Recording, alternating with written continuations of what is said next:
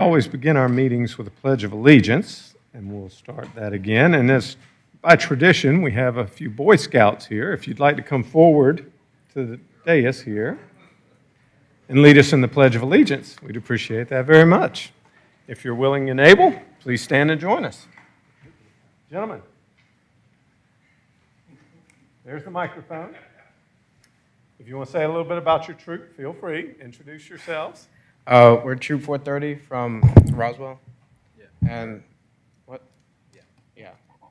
And yeah, we're here to do the pledge. Thank you, sir. Please join us in the Pledge of Allegiance.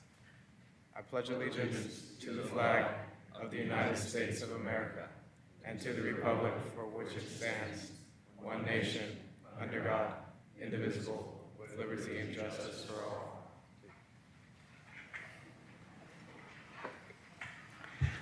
And before we get started, I'll just point out a couple of changes to the agenda for this evening. First one is that item on the written agenda, if you happen to see that, the Wacky World sponsor recognition. Those families are probably in 30A and were not able to join us this evening. So if you were here for that, we'll have to come back another time.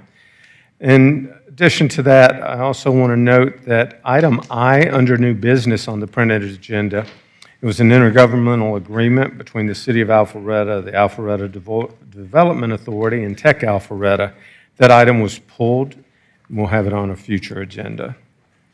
That being said, we'll move on to presentation and proclamations for those who are here and not in Florida. And that's the presentation of the greenhouse donation to Old Rucker Farm by the Alpharetta Business Association. So if the members of the Alpharetta Business Association would like to come down and join me, please do so.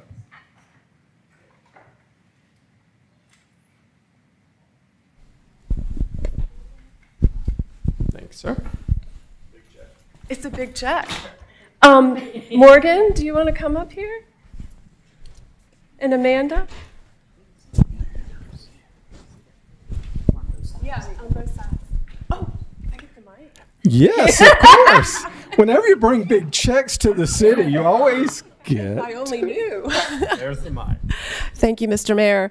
I'm Tracy Morton. I'm president of the Alpharetta Business Association. And on behalf of the Alpharetta Business Association, our board members and our members are here. We've got our farmers market manager here.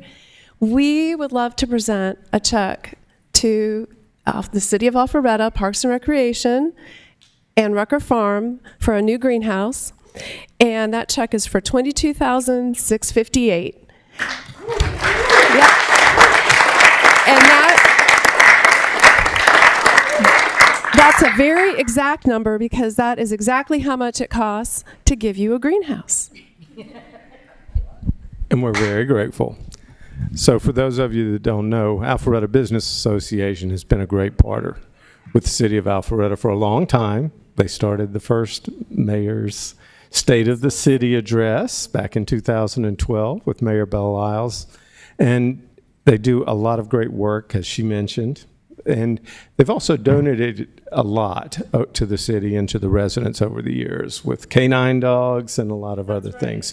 And so they're a very active organization, and we're very grateful, not only for all you do, but all you contribute. So Thank you. Thank you all. Morgan, do you want to take this check? Mr. Rogers, getting big checks is fun. I'll be glad to.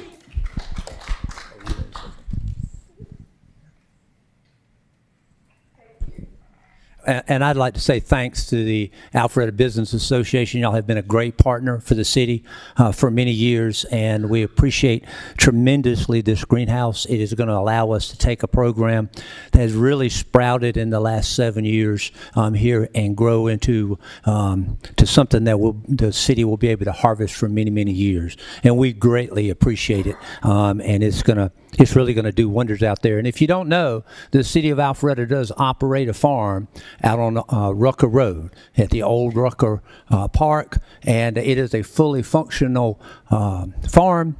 We grow produce, We give that produce away to the North Fulton Community Charities.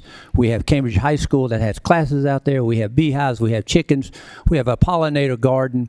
We have a cut flower garden, and I could keep going on, but I think tonight's meeting is going to be long enough. So I would invite you to come to Old Rucker Farm anytime. Let us give you a tour and let you see what's going on. Again, thank you very much. Thank you, everyone.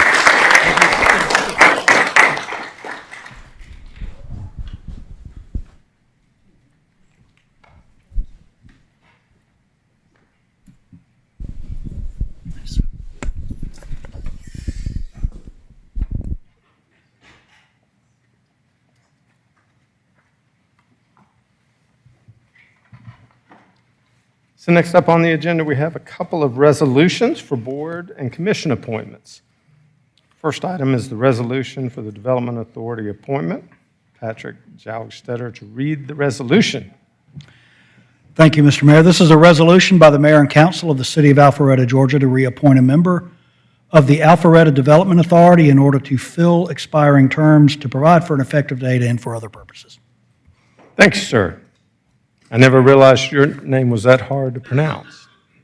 First time I've had to read it. You did fine. Thanks, sir. Do we have a motion, or do we need to go to public comment? Yes, Mr. Mayor. Do we have any public comment? We do not. However, if anyone would like to come forward and speak on this board appointment, now's your chance. Seeing no one, we'll close public comment. Do I have a motion from council?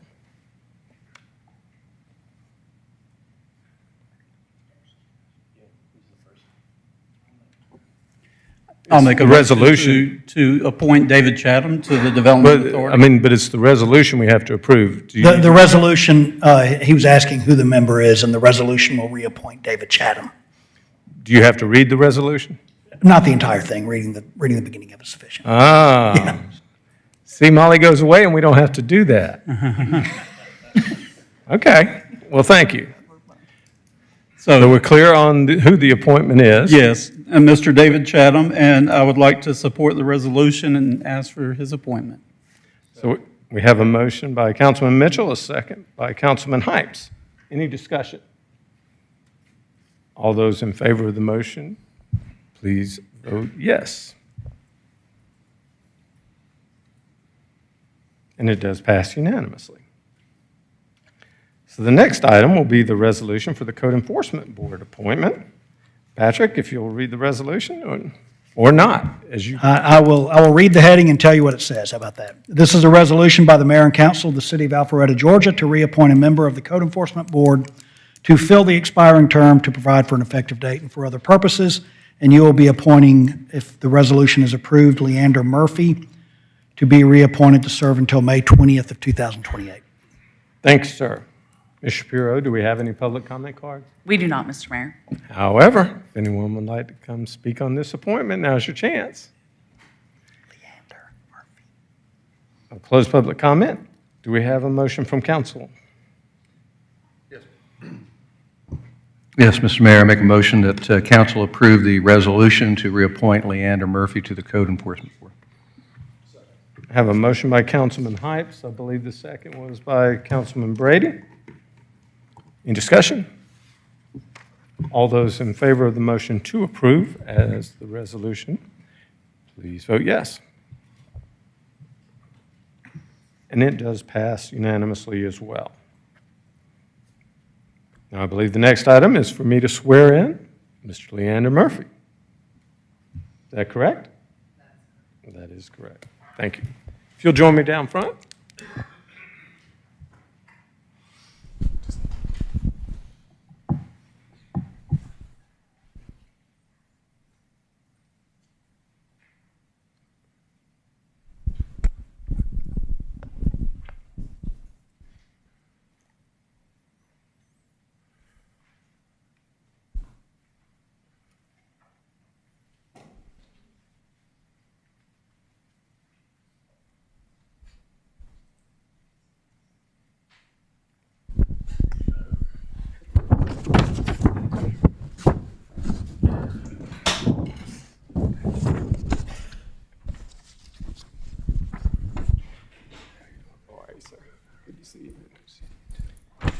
So we're going to share this so you can read it and I can read it.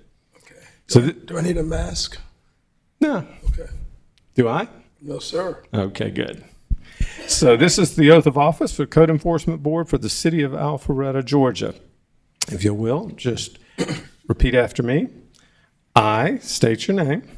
I, Leander Murphy, Hereby accept the honor of serving as a member of the Code Enforcement Board for the City of Alpharetta, Georgia. hereby accept the honor of serving as a member of the Code Enforcement Board for the City of Alpharetta, Georgia. I do solemnly swear or affirm that I do solemnly swear or affirm that I am not the holder of any unaccounted for public money due to the state or any political subdivision or authority thereof.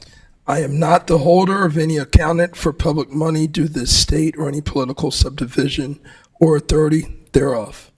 I am qualified to hold said office according to the Constitution and laws of Georgia, I am qualified to hold said office according to the Constitution and laws of Georgia. and I shall support the Constitution and laws of the state of Georgia and the Constitution and laws of the United States of America. I shall support the Constitution and laws of the state of Georgia and the Constitution and laws of the United States of America. Further, I do solemnly swear or affirm that I shall Further, I do solemnly swear or affirm that I shall faithfully perform the duties of a Code Enforcement Board member, faithfully perform the duties of a Code Enforcement Board member, regularly attend meetings, regularly attend meetings, uphold the ideals of community and service, uphold the ideals of community and service, act and conduct business in accordance with the city's Code of Ethics and Conduct, act and conduct business in accordance with the city's Code of Ethics and Conduct, and support the charter and laws of the City of Alpharetta. support the charter and laws of the City of Alpharetta. So sworn this third day of June, 2024. So sworn this third day of June, 2024. Thank you for your service, my friend. Thank you. We gotta get, yeah, let me get a pen. Not official until it's in writing.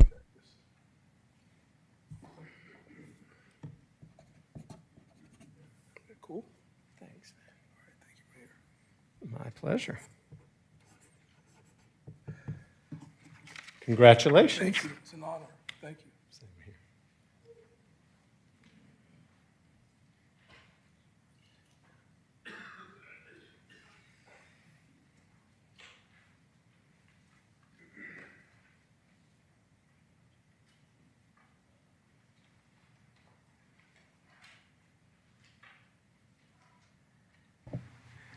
So the next item up on the agenda is the consent agenda. I have several items, the first being the City Council meeting minutes from the meeting of May 20th, 2024, the alcoholic beverage license applications, which consist of PH-24-AB-09, Windward Hotel LLC, DBA Doubletree Atlanta, Alpharetta, 2925 Jordan Court, Alpharetta, Georgia, 30005. Also, item PH-24-AB-10, Ramen and Sushi, Inc., DBA Langzhou Ramen and Sushi, 1055 Mansell Road. Third item on the consent agenda is the conflict waiver for Gerard and Davis representation of Development Authority and the City of Alpharetta for Tech Alpharetta funding. And the next item and final item on the consent agenda will be the conflict waiver between the City of Milton and the City of Alpharetta for EMS services agreement. Is there anyone who would like to remove anything from the consent agenda this evening? Ms. Shapiro, do we have any public comment cards? We do not, Mr. Mayor. However, if anyone would like to come forward and speak on the consent agenda, now is your chance. Seeing none, we'll close public comment. Do I have a motion from council on the consent agenda? Motion to approve. Motion was Councilman Hype, second by Councilman Will. Any discussion? Seeing none, all those in favor of the motion to approve the consent agenda, please vote yes. And that does pass unanimously. So the next item is not a voting item, just for those of you that aren't familiar with our agendas here. Next item is a work session item, and this is a city council meeting agenda item policy. I'll turn the floor over to Mr. Lagerbloom to explain. Thank you, Mr. Mayor. I'll just give a quick introduction and remind everybody why we're here without doing that a whole lot of talking beyond that. This is in reference to us furthering the discussion of how items actually get to your city council agenda. There has been a practice of the city for a period of time to have certain people with authority to put items on the agenda. There was this concept of two council members coming together and putting an item on to move it forward. We received a legal opinion from the city attorney that said that essentially her read of the charter is that that would require 3 instead of 2 because 3 is the minimum number necessary to call a special meeting. You all said you wanted to discuss this further and come up with what that policy is, and then I will take what feedback I hear from you all and bring back a rule or a procedure. Molly and I will work together to put together something that then you all can adopt, and that will become then the official way that items make it to this forum so that you can discuss them and take action on them. That's the background of why we're here, and now I'll just listen to the discussion that you all have. Councilman Hines.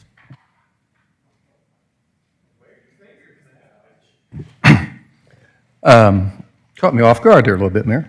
My apologies. Don't raise your hand in an auction.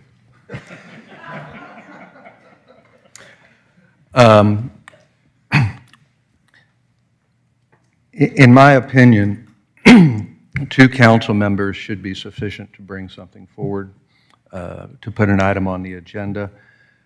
Merely because something's on the agenda and then debated by the full council does not determine the outcome. However, this presupposes, if it's 2 council members bringing something forward, that this is not an item that the mayor has sought to brought forward, because as I understand it, the mayor can always put something on the agenda, and if we have the mayor's support for an item on the agenda, then whether it's 2, 3, or however many council members, it's rather moot. So, I would like to see it as 2 council members. I've looked at the special meeting clause in the charter, and I respectfully disagree that you can extrapolate from that provision that would in any way lead to the conclusion that it would be 2 members to put something on an agenda as opposed to a special meeting. And there's more to a special meeting than putting an item on an agenda. And the last thing I would say, it would create, in my mind, more issues than it would resolve if it's 3 council members, because that would be 3 of us going around and getting together and potentially predetermining an item before it's debated publicly on council. And if 3 people are bringing it forward, we would just need, obviously just one more person to vote in favor of something to approve or determine the outcome of something. So for all those reasons, I would like to see it be 2 council members, which has been our way of doing business since I've been on council since 2018. Councilman Mitchell. Thank you. I also would like to see, we've been operating under this 2 council members for 12 years since I've been on council, 12 and a half years. And when you get 3 council members, you're only 1 away from a vote. And I see no reason to do that. We're all elected. We all have 1 vote, including the mayor. We all have 1 vote on council. And if a group of citizens want to approach us about something that's bothering them or whatever, and we want to bring it up as a discussion, we should be able to do that without having to come up with close to a quorum. And so I'm fine with the way it's been operating. It's served us well for 12 years. And I personally think the public likes to hear us debate the pros and cons of any given issue. And so this to me would just further help facilitate that. So thank you. Councilman Will. Chris, I just want to clarify, that's not the only way it gets on there, right? It can be 2 councilmen, it can be the mayor, it can be you, or it can be a director. The city attorney. Or the city attorney, but the director can't do it without you. Directors would, it's been the practice that a director could. My preference is for establishing some sort of policies here that there be some level of review before just arbitrarily ends up there. So I would, if you're, I don't know that you asked for my opinion, but if you happen to in that question, I would say that members of the council, the mayor, the city administrator, and the city attorney make good people to be able to get stuff to an So agenda. for clarity, 2 councilmen, the mayor, you, or city attorney? Okay, I would support that. Anyone else? Councilman Dorito? Just want to echo Councilman Hypes and Councilman Mitchell's comments. I concur with everything they've said. It's going to be my position tonight.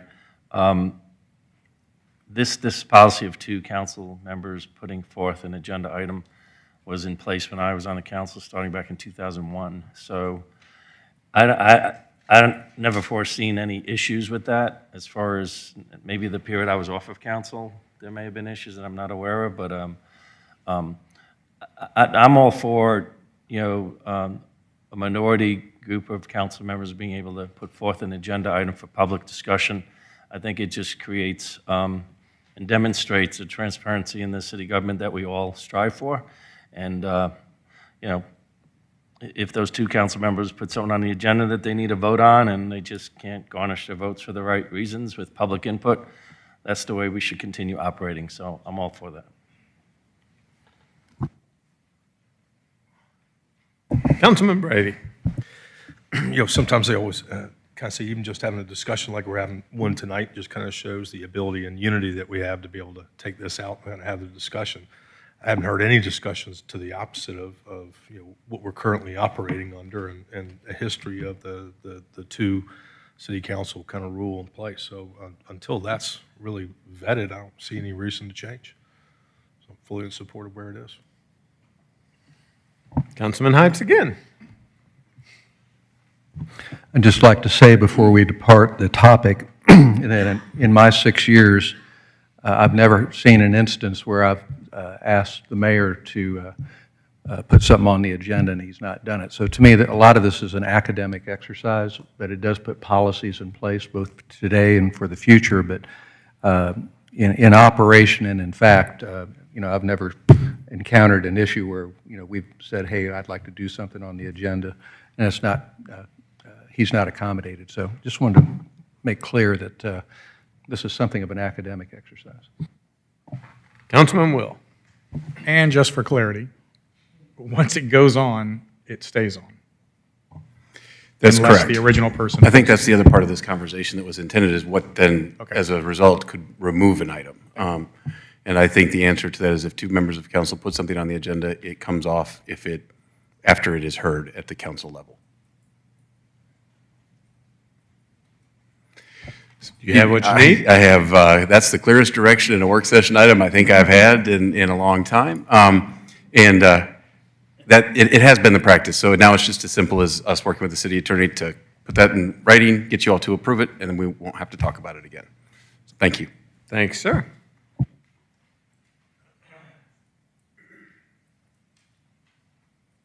So next item on our agenda will be the public hearing items.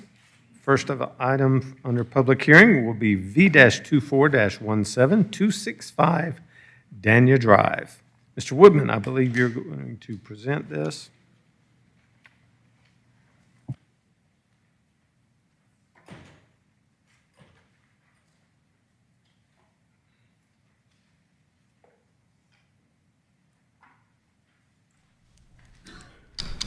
Thank you, Mayor and Council. The first item before you this evening is a variance request to reduce the side setback on the south side of a property to allow for a tear down and rebuild of a single-family detached home.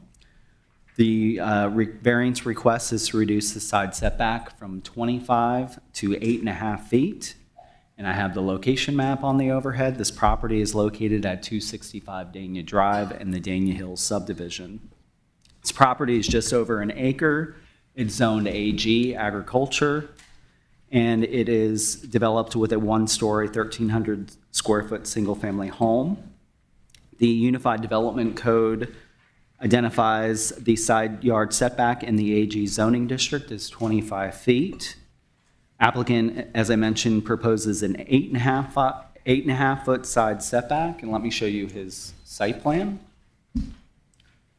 So this is Dania Drive here, the front of the property. This is the new about 4,800 square foot home. It's a 2-story home.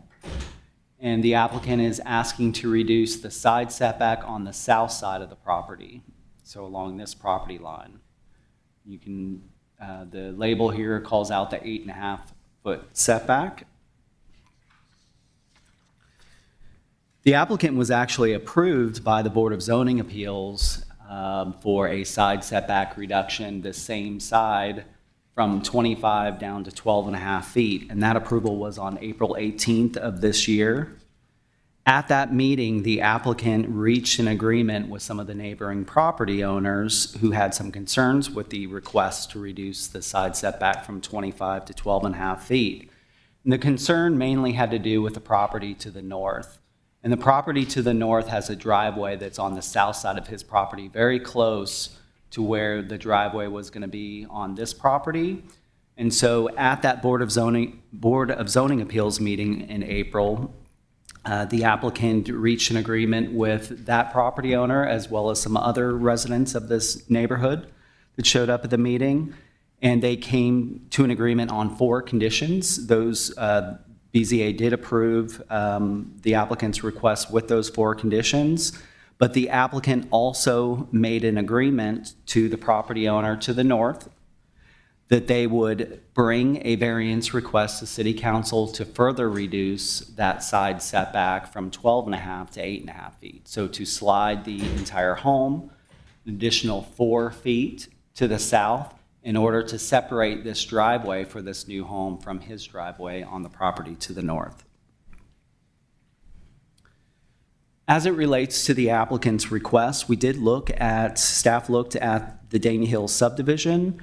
We found that about 70% of the lots within the subdivision have non-conforming side setbacks less than 25 feet.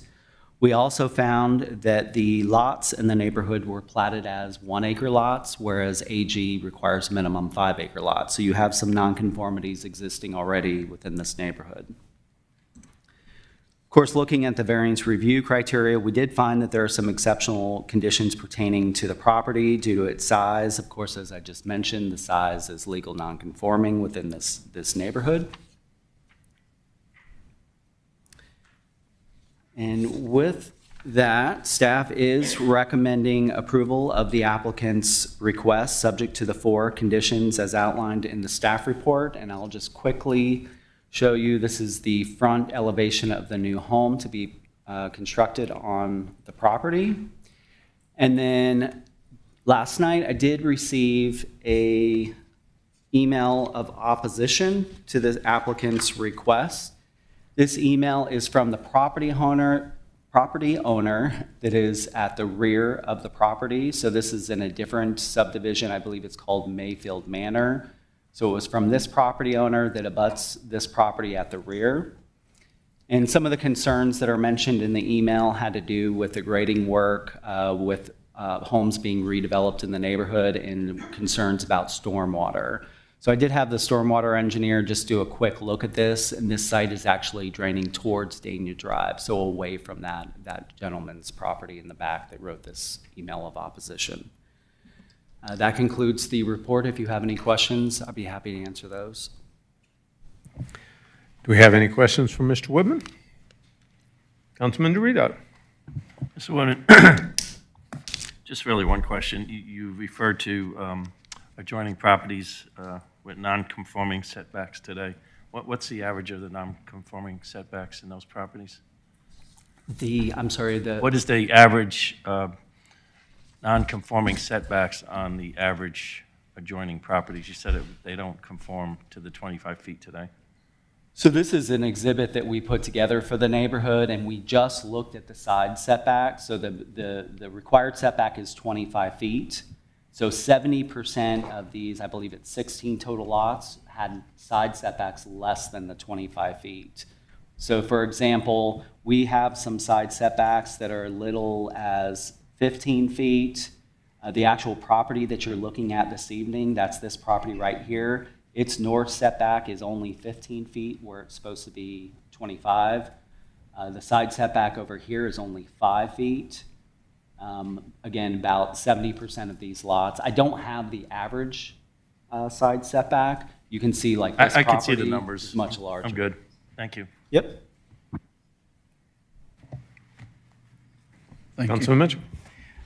Thank you, Michael. The neighbor, they're asking for this variance to be on the opposite side. Is that to add shrubbery, or are they asking for landscaping in between, or what's the reason? So again, the applicant is coming before City Council as part of their agreement with the property owner to the north. So this is the property in question, 265 Dania. This is the property to the north. Again, they're just trying to provide some greater separation between the two driveways coming into the properties. The conditions of zoning that are recommended, there's 4 conditions of zoning. Condition number 4 discusses per the mutual agreement between the applicant and the property owner to the north and some of the other neighbors that a row of evergreen trees and shrubs would be planted between the two properties. Also, they would be planted on the south side as well.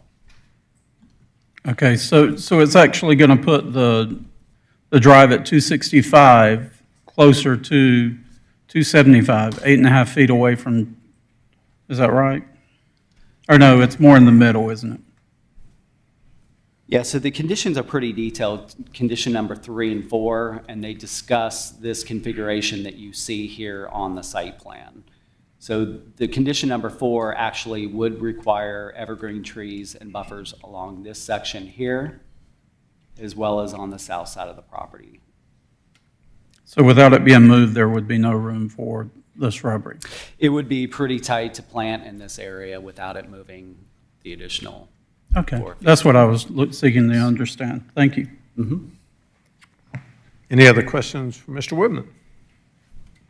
Councilman Brady. Mr. Whitman, I was just kind of curious of 275, I guess the one, if you open up this picture again, the one before that. 275, us we're moving, shifting closer to 275. Yes. Has that homeowner provided any feedback? Are they okay with it? So she did provide feedback, and she did actually reach out to me today. She wasn't sure if she was going to be able to make the meeting this evening, but she has provided feedback in writing as part of the Board of Zoning Appeals item that was considered, and she was supportive of that variance request. It is my understanding she was supportive of this variance request as well. I can't help but this picture to look at is there a structure on the back of 255? Is that a structure that's there with the boats and cars around it? There is a structure at the rear of the property here. I don't know the timing of this aerial, so I don't know if this was taken at when the current property owner was the owner of the property, but it does look like there's some vehicles and such on the aerial. Gotcha. Thank you, sir. Councilman Dorito. Thank you, Mayor. I should have asked this earlier. Mr. Woodin, it might be for our stormwater engineer, Jill. I'd like to hear a little bit more about the recent email or letter you just pulled up earlier, because I don't know if it was in our packet. I didn't see it. To speak to the concerns of that resident and whether or not that is an issue. Yeah, we do have Jill Bazinet, our stormwater engineer, this evening. She's aware of that comment. She should be able to speak to that. Ms. Bassinet, you have the floor. If you can pull up the statements. Good evening. I'm going to walk back and forth with the microphone so that I can be heard, but also point to what's going on. Oh, that would work. Thank you. So the applicant did include contours on his plan here.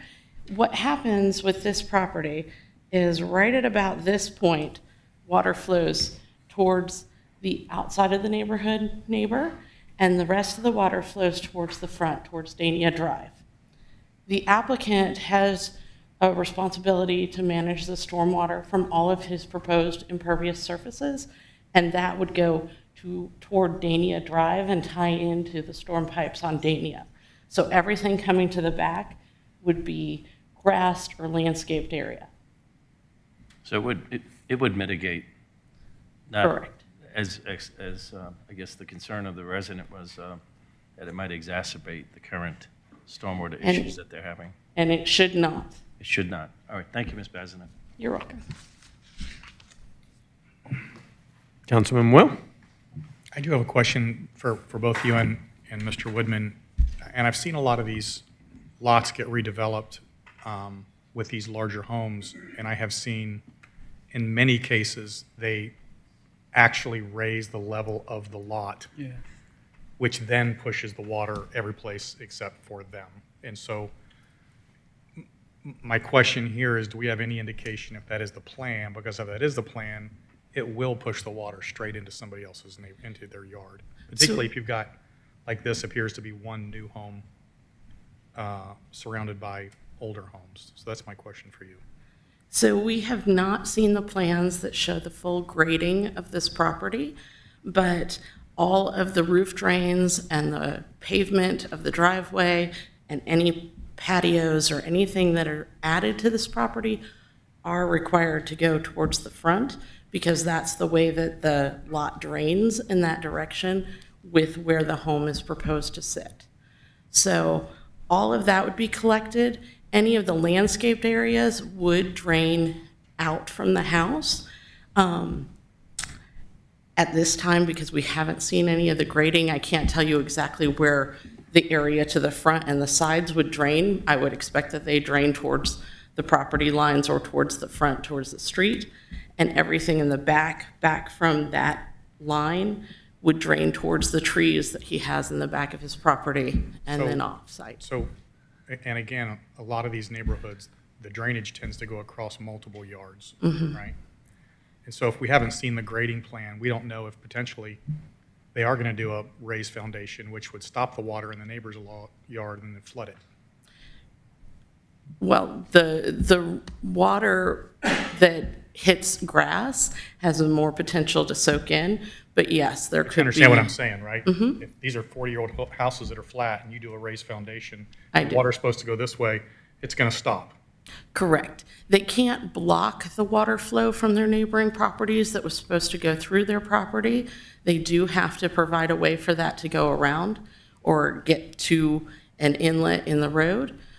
So they cannot block it, but we could certainly have a condition added to a situation like this where it calls for more careful consideration of the grading and how it considers. Approval of the grading plan. I mean, I would feel uncomfortable, honestly, voting for this without seeing. Well, and we're going to hear from the applicant. Okay. So it And might be a good I idea. do that review of the grading plan with each Okay. one of these permits. Okay. So.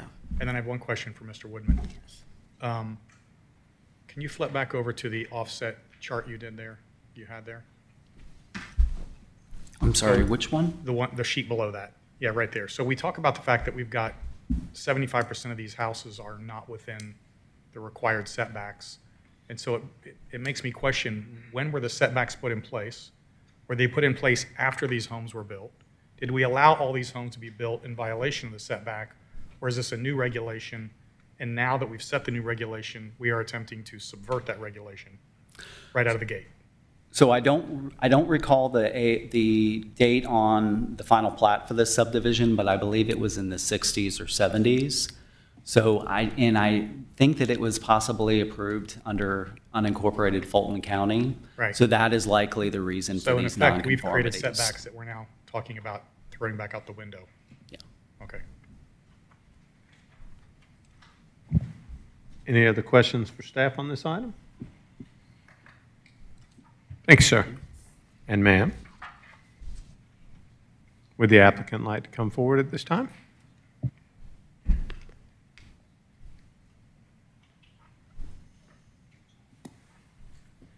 Hello, Mr. Mayor. My name is Sean Shakib. I'm the developer, the builder, that subdivision. And 265, we came to the BZA meeting, and they were approved to move it far enough from the north house, the northern part house. So we have 12.5 foot now, but we came to an agreement with the gentleman on the north side to move it farther towards the south, so we have a little bit more space between the driveway, and it would be enough space to put some more shrubberies and trees. And we have already submitted the stormwater, and we try to get everything into this underground tanks that we normally put in for homes like this. So all the water from the downspouts and the roof and everything surrounding will go into this underground tank. We also decided to put pervious pavers instead of asphalt so that it will have a better percolation. So we're here to see if that would be possible to move another 4 feet, so we will have a little bit more space between the two driveways.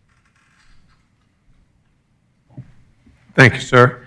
I assume you heard the exchange earlier. Do you have any comments about how you will prevent it from draining?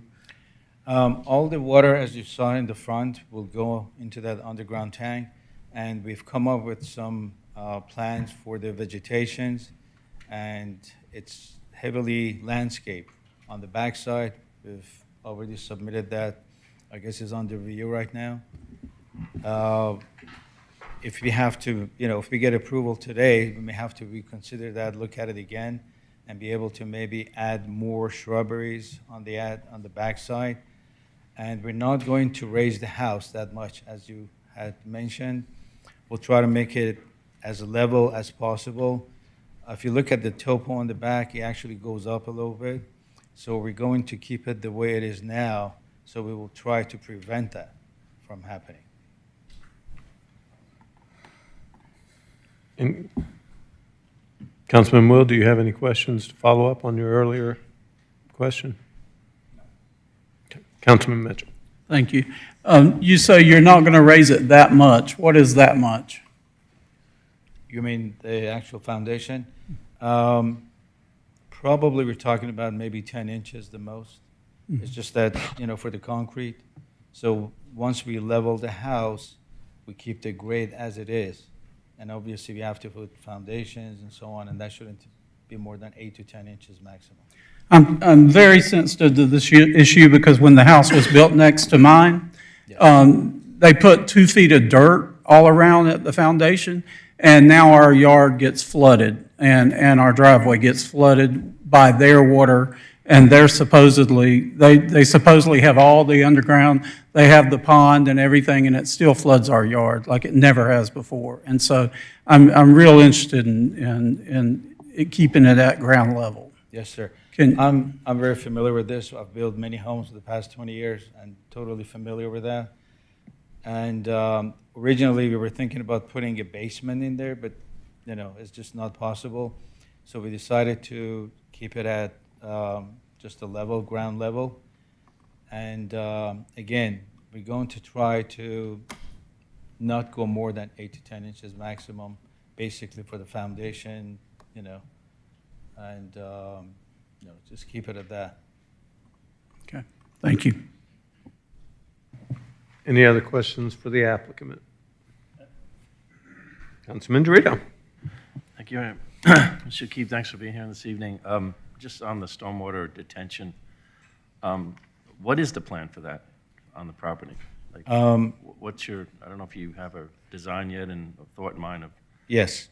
We have, by law, basically, the way the city of Alpharetta works, we have to have underground stormwater.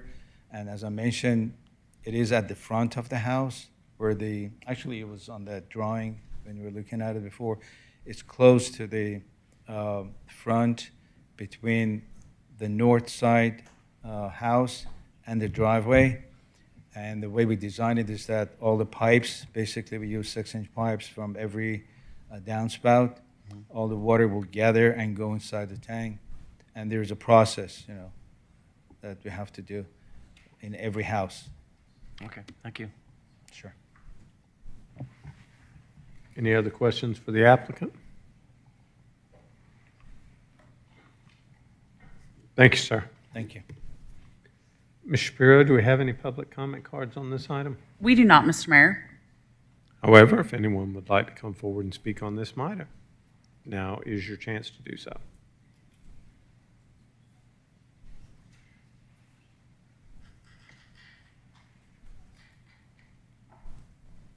If you don't mind, please state your name and your address for the public record. Sure. It's Ashley Jones. I'm 255 Dania, the northern neighbor. Luz Cardamone, I'm the mother of the owner of 255 Dania Drive. Thank you. I just had a point of clarification before we kind of give our support. Michael, in looking at the application, the terms seem to be incorrect. And I just shared this with Sean as well. Previously, the driveway we agreed would be 8 feet from the northern property. Now, if this variance is approved, it should be 12 feet. And currently in the application, it says 8 still.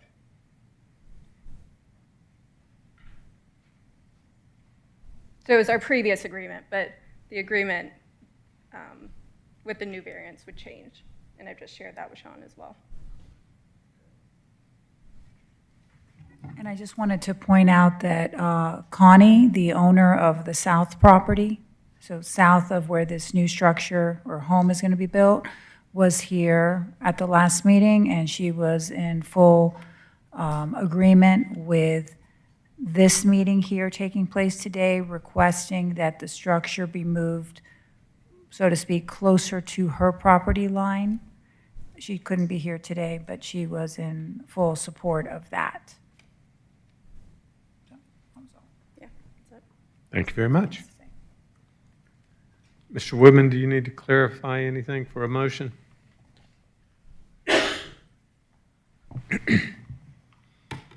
So it looks like in condition number 3, the second sentence should be revised to state the driveway shall maintain a 12-foot setback from the northern side property line, except for that portion directly in front of the garage, which shall have no setback from the northern side property line. So changing that from 8 foot to 12 foot. Is everyone clear on that change? Thanks, sir. Is there anyone else who would like to make a public comment? Seeing none come forward, we'll close public comment. Do I have a motion from council on this item?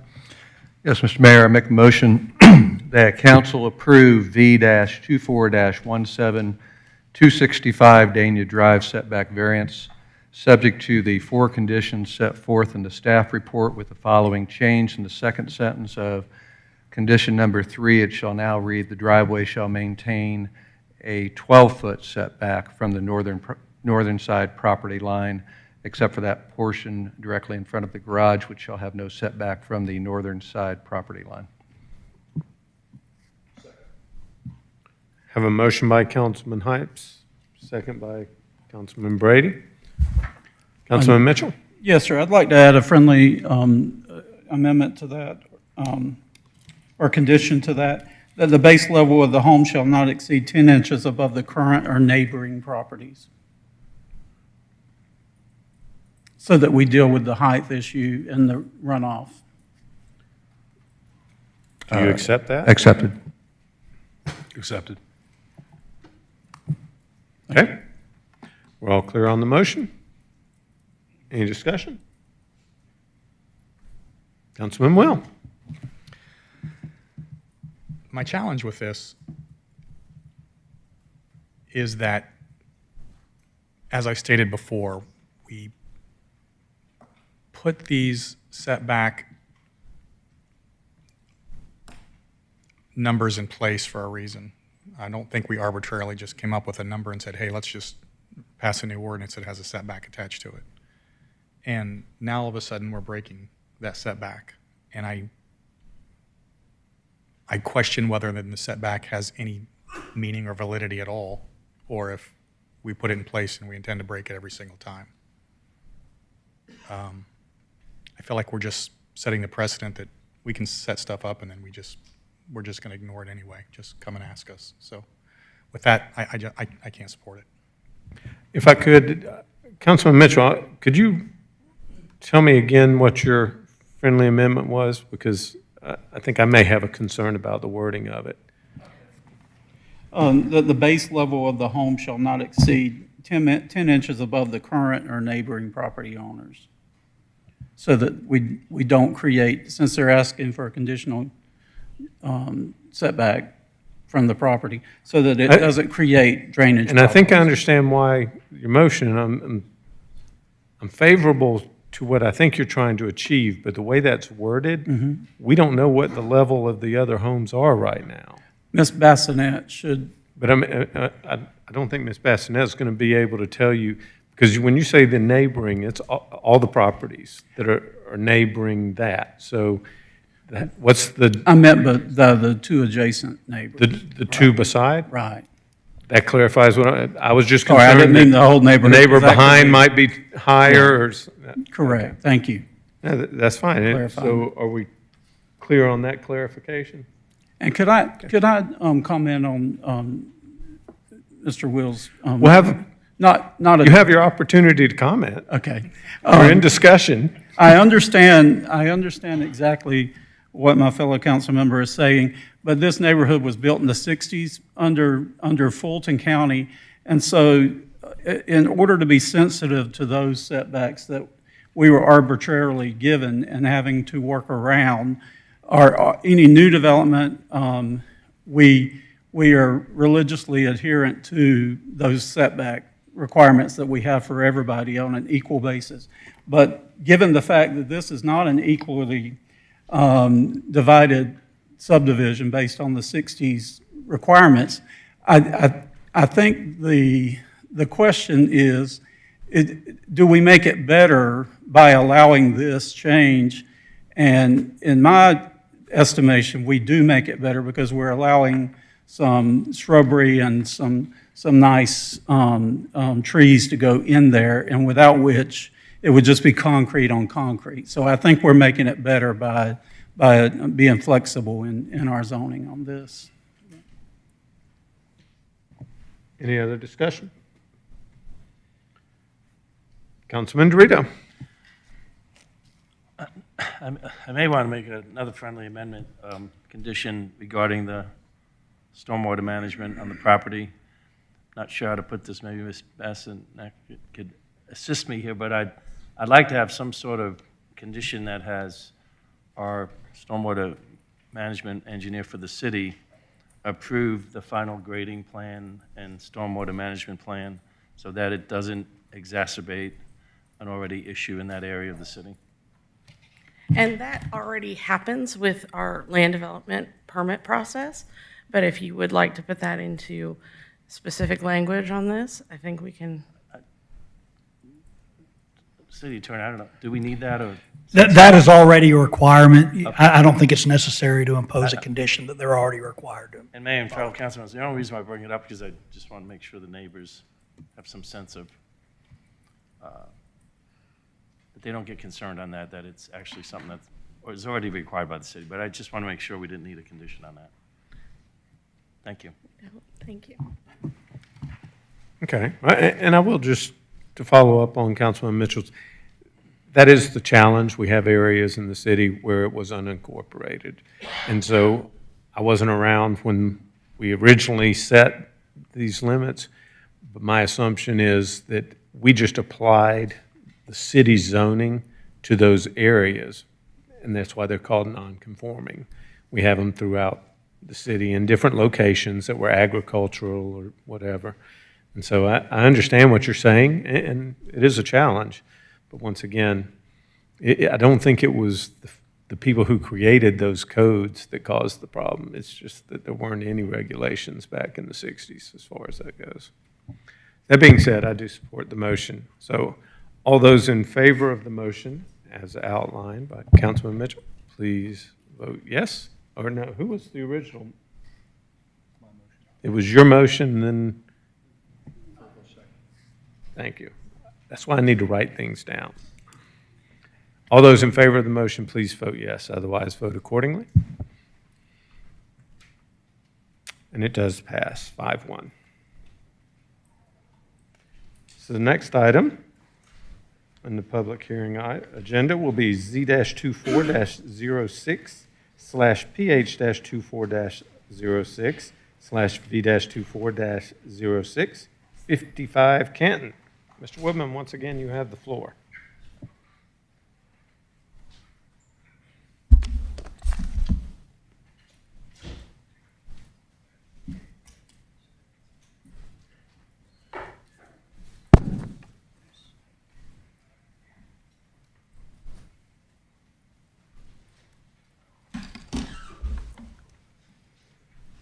Thank you, Mayor and Council. The next item before you is a request for rezoning, parking in lieu fees, and variances to allow for the construction of a mixed-use building with 36 for-sale condominium units and 7,000 square foot of restaurant space on about 1 acre in the downtown.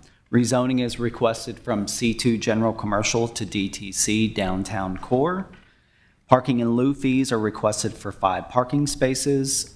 2 variances are requested to increase the maximum building footprint and to allow the full complement of tandem parking spaces to count toward the city's minimum parking requirements.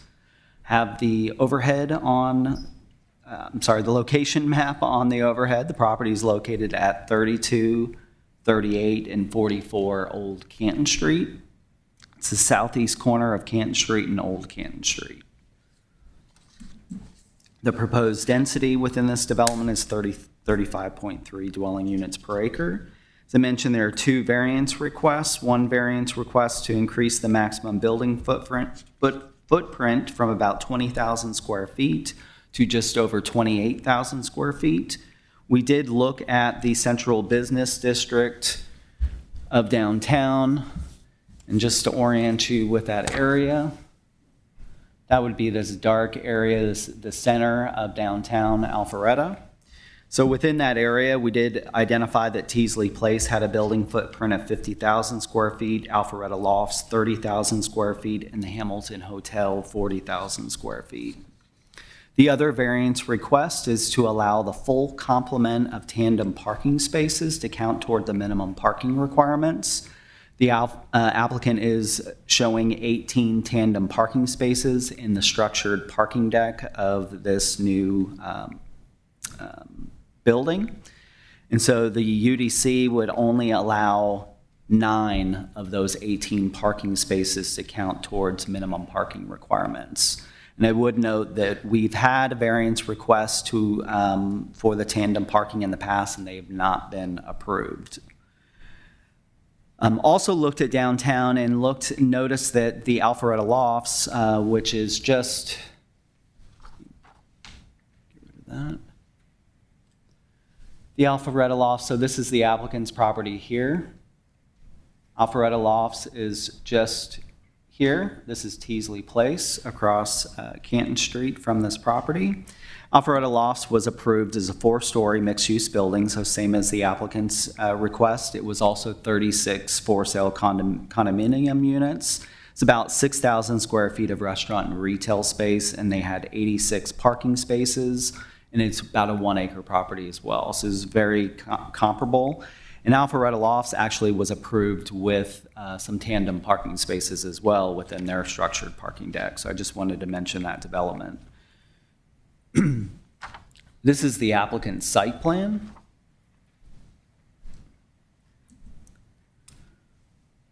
So the 4-story building is depicted here. You have Milton Avenue, Canton Street, Old Canton Street. So the city owns this about 1/4 acre future park property here at the corner, and then the 4-story building is behind.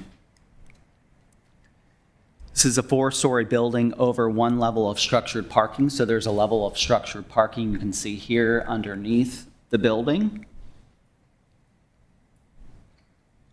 With this proposal, the applicant would redo the streetscape along Canton Street.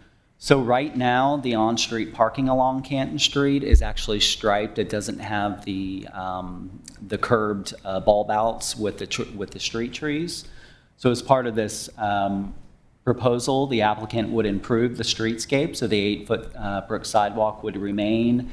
The existing trees would be removed in the planters, and they would be moved out to the locations in between the on-street parking, and those trees would be replaced with American elms to match the trees along Teasley Place on the other side of the street.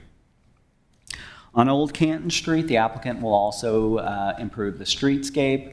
They will improve the sidewalk. They're proposing 6 on-street parallel parking spaces along Old Canton Street. The Unified Development Code requires 101 parking spaces for the applicant's development. They have a total of 96 parking spaces proposed, so there are 5 parking spaces short, of which they're asking for parking in lieu fees to pay into the downtown parking fund for those 5 parking spaces. As I mentioned, within the structured parking area, these highlighted spaces here represent the 18 tandem parking spaces. So everything within the structured parking deck will be dedicated to the 36 for-sale condominium units. The commercial parking would rely on the on-street parking for those developments, as well as pedestrians that are walking to this location. The applicant on the site plan is showing approximately 32% open space. That is a pool amenity area here, as well as the restaurant outdoor seating areas. So the first floor of the building, they would have a restaurant space overlooking this future park property here. So there's restaurant space here. There's also restaurant space in this corner at Canton Street and Old Canton Street, so facing the Georgian development and Alpharetta lofts here. There are no specimen trees on this property, and of the 5 trees that were listed in the applicant's arborist assessment, they're all listed in poor condition, so there are no tree saves on the property.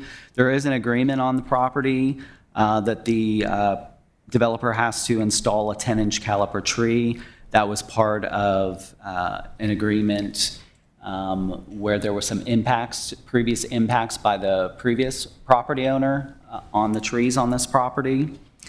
And then stormwater will be addressed in an off-site pond on the other side of the Georgian development. They are addressing runoff reduction and water quality in an underground vault at the corner, at this intersection here, at this corner.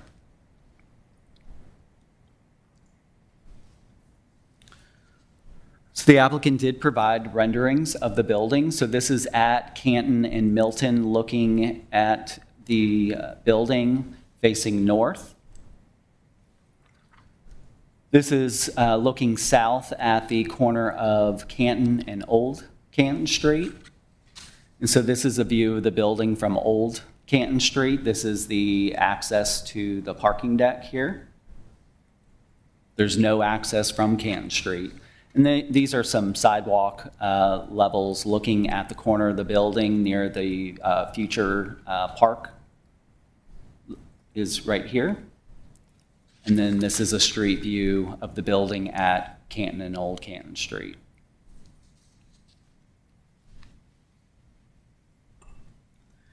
The applicant also proposed some off-site improvements. Canton Street, this is the access to the parking deck here. Sounded even better the second time. So as part of that agreement that the developer would plant a 10-inch caliper tree on this property, we also secured easements for a pedestrian alley through this development. So we secured that from this property as well as some of the adjacent properties. And the applicant is proposing, this is the applicant's proposal to improve that pedestrian alley as well as the future park site. One thing to keep in mind, though, with this development would generate only about $250,000 of road and recreation parks impact fees. So you only have about $250,000 that would be that the applicant could use in improving this pedestrian alley in the park. And the applicant has been in communication with our Rec and Parks Department as well as with Community Development.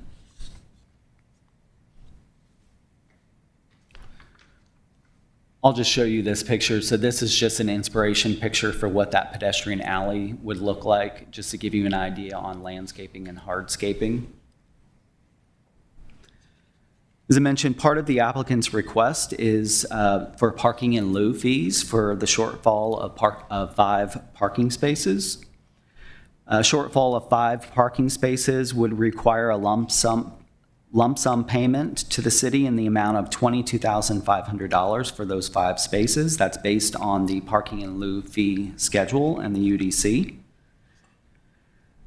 I do note in the report that the applicant is also asking for a variance to allow the full complement of tandem parking spaces to count toward the minimum parking requirement. So if that variance request is denied, the lump sum payment for parking in lieu fees should be increased by a total of 9 parking spaces, for a total of the 9 plus the 5 being requested by the applicant, for a total of 14 parking spaces.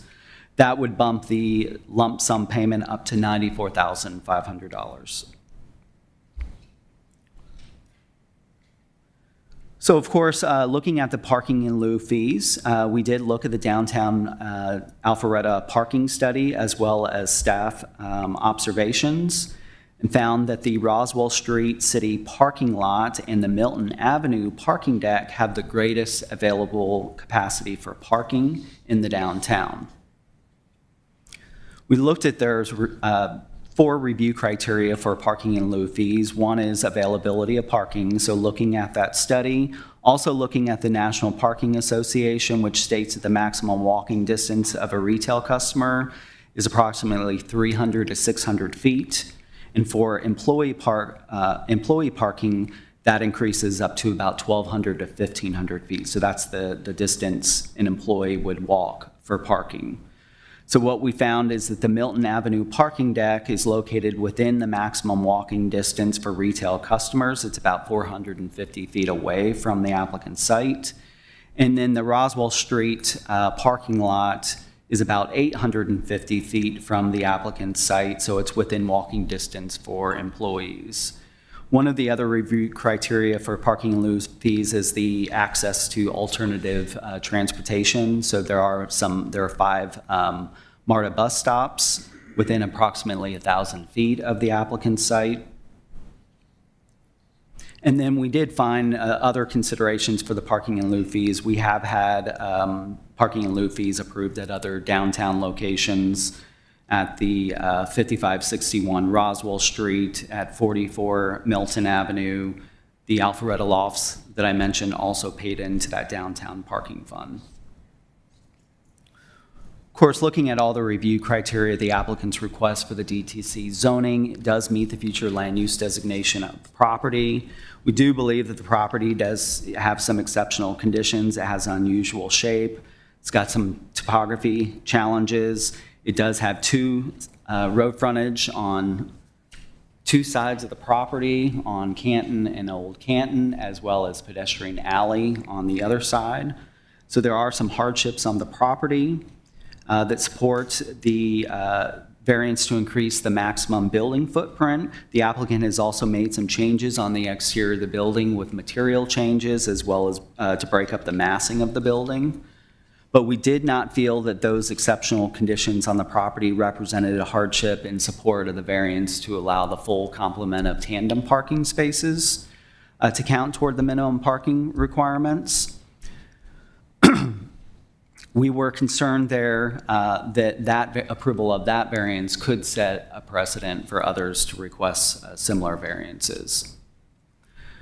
The applicant did provide a citizen participation report. They indicated that they met with Teasley Place residents, and according to the applicant, that the project was well received by that group. This item was also shown to the public at the February 14th Community Zoning Information Meeting, and there were 2 public comments on the sign-in sheet in support of the applicant's request. And then this item did go forward to consideration by the Planning Commission on April 11th. There were 3 public comments, 2 in support, 1 in opposition. The one in opposition had some concerns over noise impacts, parking, and truck deliveries in downtown. Ultimately, Planning Commission recommended approval of the applicant's request subject to staff's condition, but denial of the variance request to allow the full complement of tandem parking to count toward the minimum parking requirements. And that was subject to the 19 conditions as outlined in the staff report in your packets. And that concludes the presentation. If you have questions, I'm happy to answer those. Anyone have any questions? Councilman Brady. Yes, Mr. Williams, just to really zeroing in a little bit, I guess, on the alley in the back, right? Because the parks there, I think we have several different alleys in downtown. These are really functional because it's really good to kind of get people in between these buildings where those parking decks are coming and going to and those. So I'm really kind of focused on this, on this one would be kind of number 3. And just understanding just a couple of things is, from the pictures you just showed, I guess when I look at the site plan, it looks like more like concrete and brick elements and, trees in there. And you're kind of showing a little bit more of a softscape kind of picture here, which concerns me a little bit of textures that could be used, ADA needs and those kind of things, be able to access this area. But also, you also said the easement. I thought there was a transfer, something in property. I don't know in detail, so I'm kind of asking you a little bit. So if you're at this park number 2 and you're trying to cross through this alley, what are the expectations from the site plan versus the picture here? Because to me, those are 2 different representations. So this is Exhibit A, the pedestrian alley image here. This is just more of an inspiration of what the pedestrian alley that would cut through this property. So it's going to be, the intent is that there will be a combination of hardscape and landscape through that area. The applicant is showing, I don't know if you can really see it here, but they show like the string lights kind of going from building to building through here. And as you can see in the picture here, there might be some seating areas. None of this has been officially designed yet, and the city will ultimately have to approve whatever design comes through here. Certainly, ADA accessibility is something that we want to address and make sure that we have that through that alley. So it looks like the property line goes right down the middle of it. Is that right? So is there shared services or shared? I know get the easements in there, but Yeah, so we secured an easement who's from responsible this. for cleaning it up? Who's responsible for if it needs to be changed and all those things? So those been defined or going to be defined?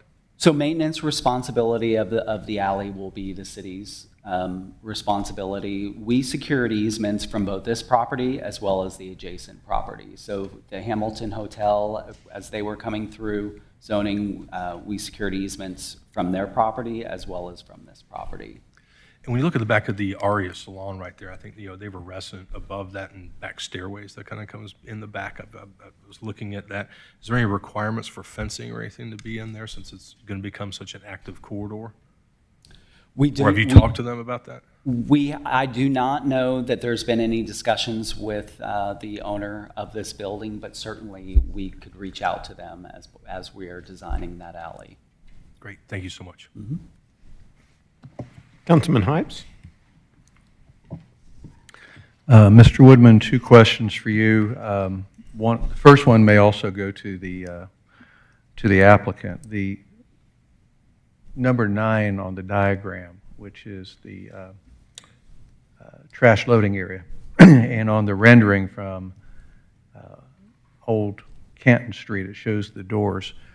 Are those doors designed, to your knowledge, to be tall enough to handle box trucks and to get vehicles in there as opposed to abutted up against the side of the building, sort of like what we have with Amarants? I think that would be a better question to ask of the applicant. I believe his architect is here, probably should be able to answer that question for you. Well, they've heard it, so they can be thinking about it. So I would really like to avoid another Amarant situation where the trucks just abut up against the building because the doors aren't tall enough to get a box truck in. Okay. Second question, you had, go back to the one underneath that if you do not mind. That one. On 8 and 5. Nope, just number 8. It's ground level retail / restaurant. Do you see where I'm referring? Yes. For this type of zoning, what type of retail of right is available, and what type of retail would be conditioned upon coming to council for approval? I really am more interested in what kind of retail as a matter of right. So the applicant's intent was that both of these spaces would be for restaurant, but I know that they did want to make the option for this to also be used for retail. The idea there was that that could be like a small market. I would be fully supportive of a downtown full-service market, but at the same time, does retail include a package store as a matter of right? So I can certainly pull up the DTC permitted use list for you if you would like me to bring that up. There's a variety of retail uses that would be allowed with And let me approach it a little differently. If we approve the overall zoning, regardless of whether it says restaurant retail for their, for number 8, is it restaurant retail regardless of what we say with our vote? Or are we voting to make it restaurant retail as part of the vote? Well, there is a limitation in condition number 1 that limits those 2 spaces to restaurant or retail. I would like to know what retail as a matter of right could go in there. I can certainly get that list for you. Thank you. That's all I have. Mm-hmm. Councilman Mitchell. Thank you, Michael. Across the street, remind me of the name of the development where the Nest is. That's Alpharetta Lofts. Okay, you mentioned Alpharetta Lofts, and you said that they had been given the right to tandem parking. Yes, so Alpharetta Lofts was approved, I think it was 24 tandem spaces within their parking deck. Now, they were allowed those tandem parking spaces before we had this regulation in the code that only counts half of those parking spaces. So they were approved for their tandem spaces before we had that regulation. Right, I understand. But have we had any problems with those 24 tandem parking spaces, and if so, what? So I was able to, the only one that I was able to reach out to was the original developer of Alpharetta Lofts, same developer of Teasley Place, and they indicated that they had not heard of any problems with their structured parking lot. So basically, when someone buys a condominium, they know they're buying a tandem parking space, that they have to negotiate who leaves first and who. Yes, and I think the applicant everything. will tell you that all of these parking spaces will be designated to specific units within the building, so the owner will know that they have either 2 regular parking spaces or they may have tandem parking spaces. So you have 24 over there and only 8 being asked for here, is that right? So there's 24 total over at Alpharetta Lofts. The applicant is proposing a total of 18 in this deck. 18? Mm-hmm. Okay, thank you. Yep. Any other questions for Mr. Woodman? Thanks, sir. Would the applicant like to come forward?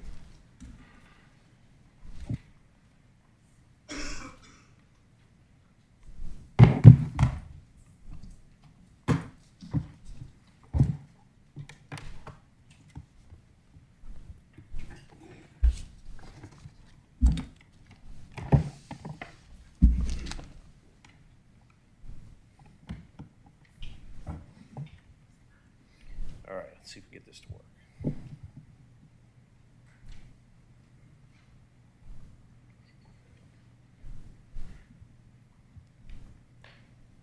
Good. Okay. My name is Tim Vaccaro. I'm with Placemaker Design. We're the architects for the project to be located at 55 Canton Street.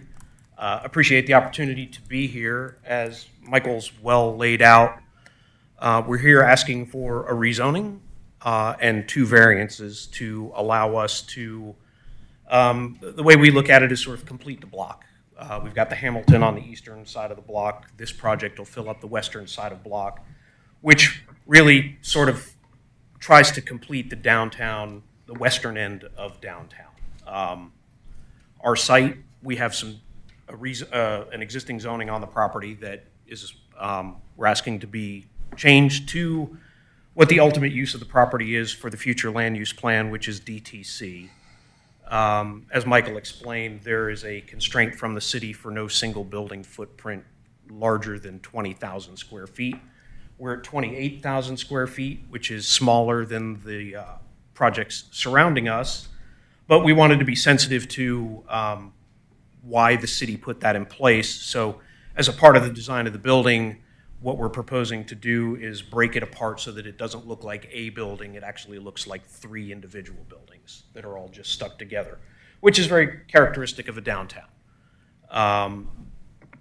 For the parking issue, as Michael's explained, we're doing all we can to provide as much parking as we possibly can make happen. And that is what we can do from the streetscape on Canton, improving the streetscape on Old Canton, which delivers us 14 spaces, which actually satisfies our commercial parking requirement needs. We need 14 spaces for the restaurant retail space. We provide all of those outside of the structured parking underneath the building. It was important to us to hide the parking if we could, so we're going under the building with the resident parking and visitor parking only. So there are no people that are coming to the project for the restaurant spaces that need to get into that parking that's under the building. And in doing so, we've been working on this a while, but one of the other challenges on this site that did not get brung up was that we have a very high water table here. So we're only limited to being able to go down, 10, 12 feet on this site before we hit groundwater. As such, we find ourselves 5 spaces short. City has the in lieu fees to be able to do that, and we provide enough resident parking because from resident parking we need 69 spaces for the resident.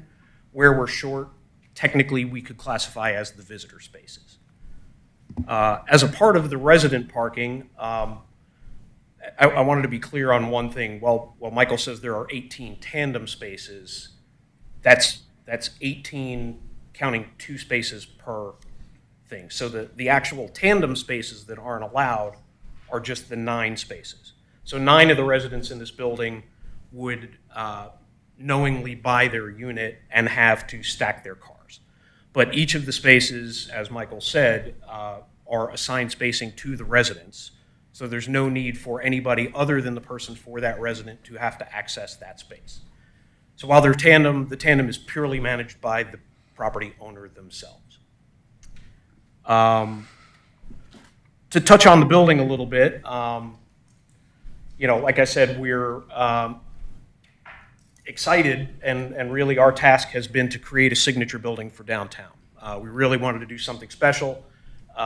Something that, this is going to be a signature condominium project, and we want the building to reflect that and reflect well on Alpharetta. The style we have chosen for the building is an Italianate style with different takes on that to create the 3 different buildings. What you're looking at here is the southern end of the building, and then the new park that will be created, that we'll be working with the city to come up with the final design for what that park needs to be, what that needs to incorporate, but the development will happen at the same time. So the park will be built as we're building our building.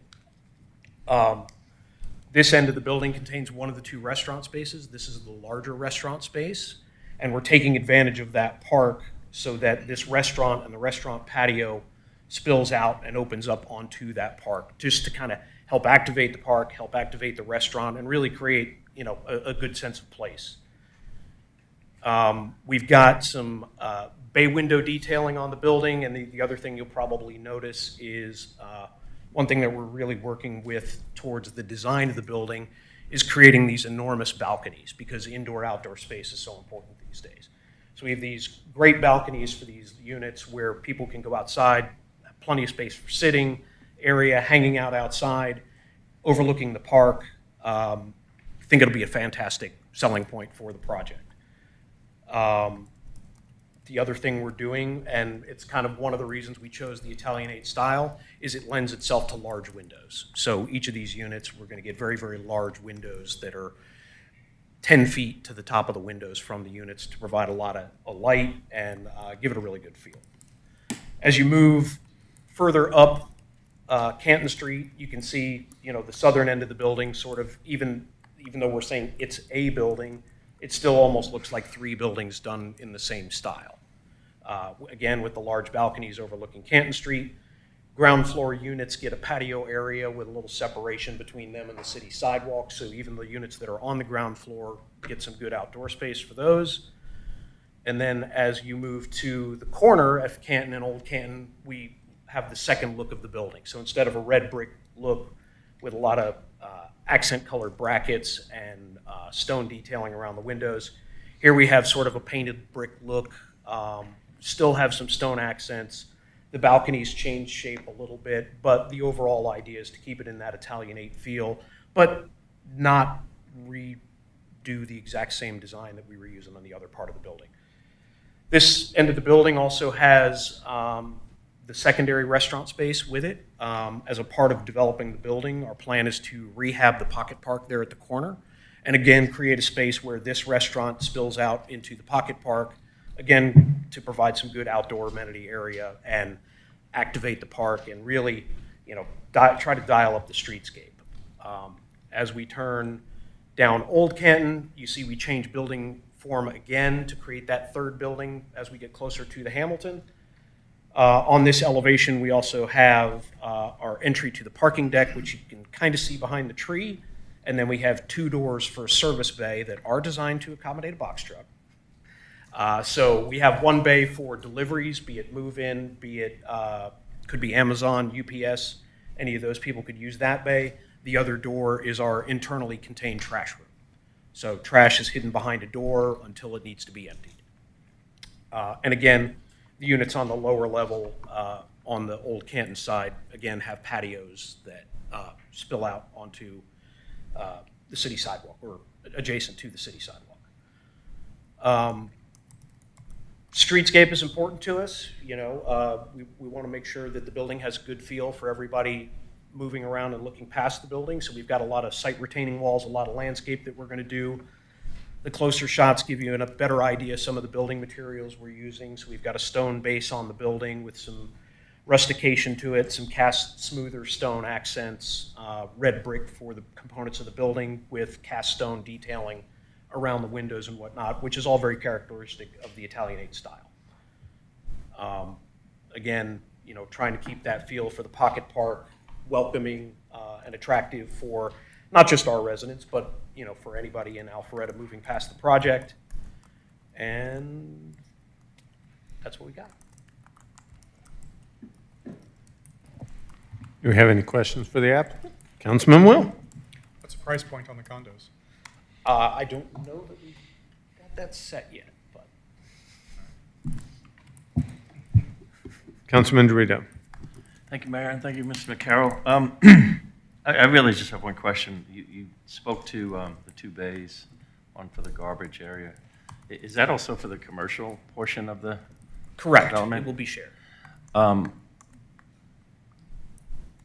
would deliveries for the commercial areas, particularly the restaurants, be addressed for this building? Ideally, and unfortunately, we can't answer for Cisco because we all know, we have some parallel parking places that they can come to. It needs to be controlled through what time of day the deliveries happen. But, it should just happen on site through those parallel spaces off hours. Okay. I can't guarantee that, but that's, our background here in the cities, we were the architects for City Center as well, and recognize that, as much as we try to provide a place for them, they don't necessarily follow all the rules, but the intent would be to try and regulate it as best we possibly can. Thank you. Councilman Hypes.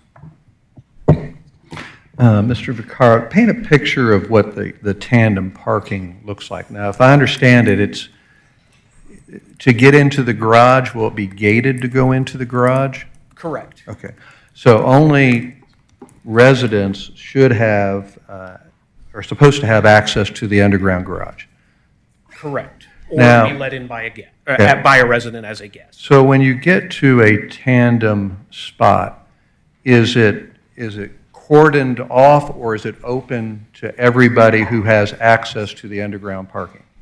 No, you would have to, when a resident purchases in the building, they will be assigned a space number. All the spaces will be dedicated to a resident. Let me ask you it differently. Okay. If I wanted to store my extra furniture in my tandem spot, would everybody have access to it, or would I be able to enclose it in a fence and chicken wire or whatever the case may be? I thought you might enjoy it. That would be an HOA question.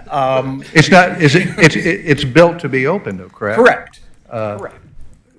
And to draw a contrast, and I'm looking for your input on what you have planned here, we've had garage situations with tandem parking in single residential construction, where because it's enclosed in a garage, you could store whatever you wanted there, a car or stuff.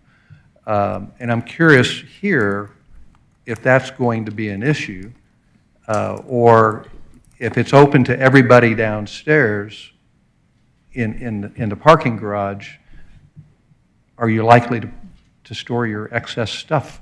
Well, I will say, as a part of the design of the building, we are incorporating actual storage areas in the building that a resident could purchase, or however they work that deal out. Those happen. We're actually providing some of those in the dead spaces on the floor on the upper levels. But there's some corners of this garage that we could potentially wall off to provide other storage opportunities. So to answer your question, I think there's a lot of other opportunities to handle people's storage rather than relying on. Yeah, and I'm not asking you about where other storage could be. I'm asking a question about places that are intended for cars not being used for cars. They're being used for things other than cars, and displacing cars from a parking spot, then putting them out and placing a burden on the public parking.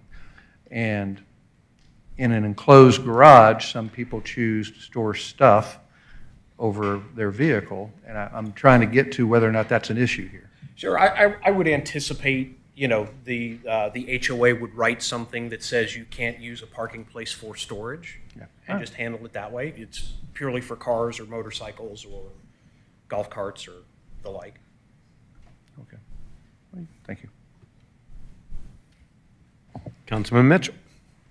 Thank you for your presentation. I really like the design of the building, and I appreciate you working with us to get that further along. I'm asking on number one, the condition number one, would you entertain the 7,000 square feet area of restaurant, and this is specifically for the number 8 area, the restaurant by the existing park? Yeah, by the pocket park. Would you entertain the restriction of a grocery store / sundries or convenience market or a restaurant?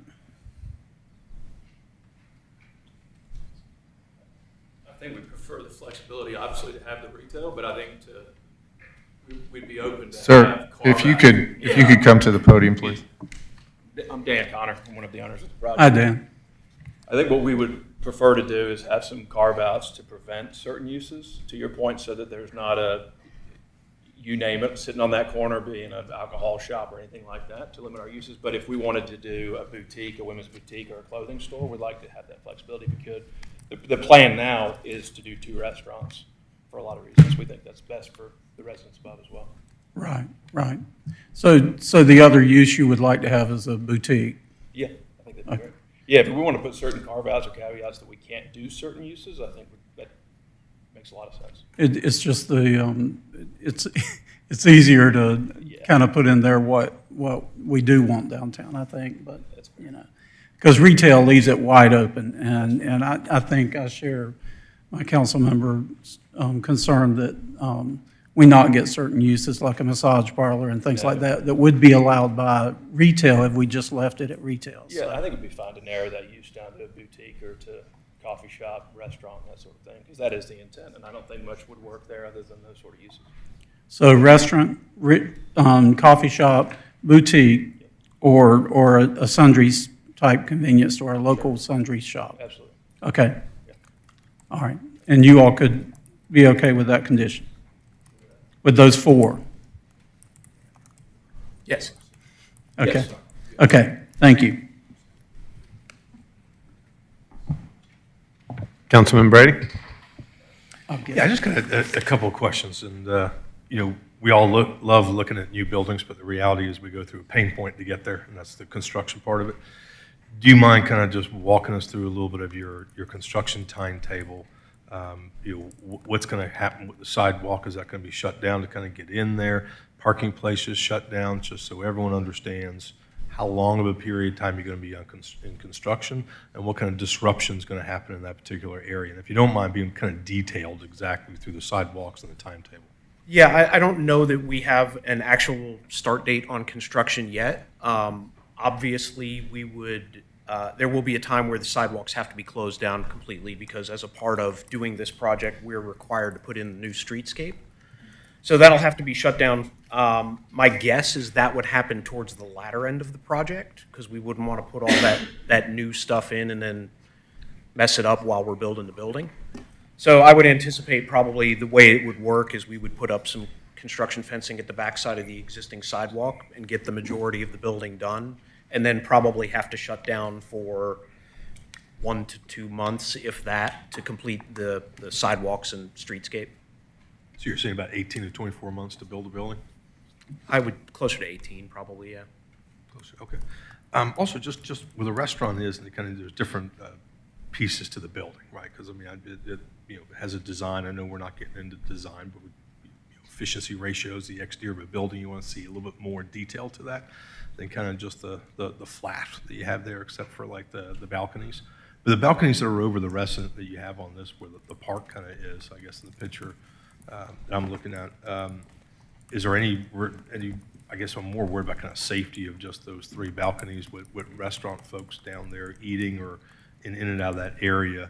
It just seems like it sticks out a lot. That's right above where you would kind of be eating. Is there any requirements of encasing that or anything like that? I'm asking more from a construction risk point of view than anything else if I was sitting there. Yeah, I mean, we'll have building code, which will require a 42-inch minimum height guardrail around the edge of that balcony, so nobody will fall off of it. Standard for that. It's just building code. Or anything getting blown off or anything like that. Those you're out there in the elements, so I'm just pointing that out. It's very visible. Sure. If you don't mind, walk me through the alley. I know I started off that, but if you walk me through what you're thinking the composition would be, what you're seeing that vision to look like. Yeah, as Michael said, we're still preliminary. We haven't fine-tuned all of our site designs and everything yet. We're trying to show what our intent here would be to give you guys a good picture of what this project would be. We'll need to get into more detailed drawings about designing that alleyway and everything that includes. But the idea, and we've been working with Kathy and Michael on this for a while now, is that it's a mix of a sidewalk that's softened up with landscaping, but has some seating areas in it as well. As we've said, we're looking at putting string lights across it. It keeps getting called the alley, but it's really only an alley along that one end of the building, and then it opens up because of where the Hamilton sort of pulls away, and we sort of end up in that middle block. So while it's an alley, it's not really an alley condition. It'll be softened up with a lot of landscaping to sort of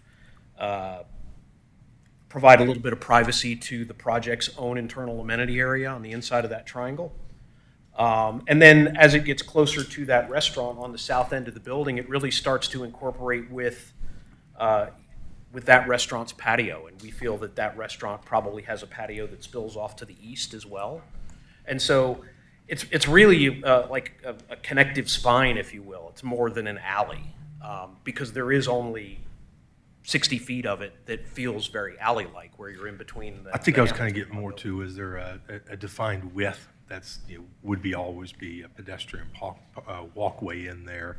I think think other elements there. Yeah, I mean, we would provide probably a 6-foot minimum width on the sidewalk that may grow to 10 feet as we start to get into where we have some seating areas or things like that.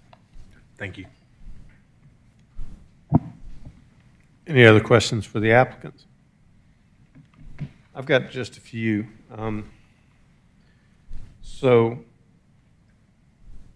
all the units in the condos?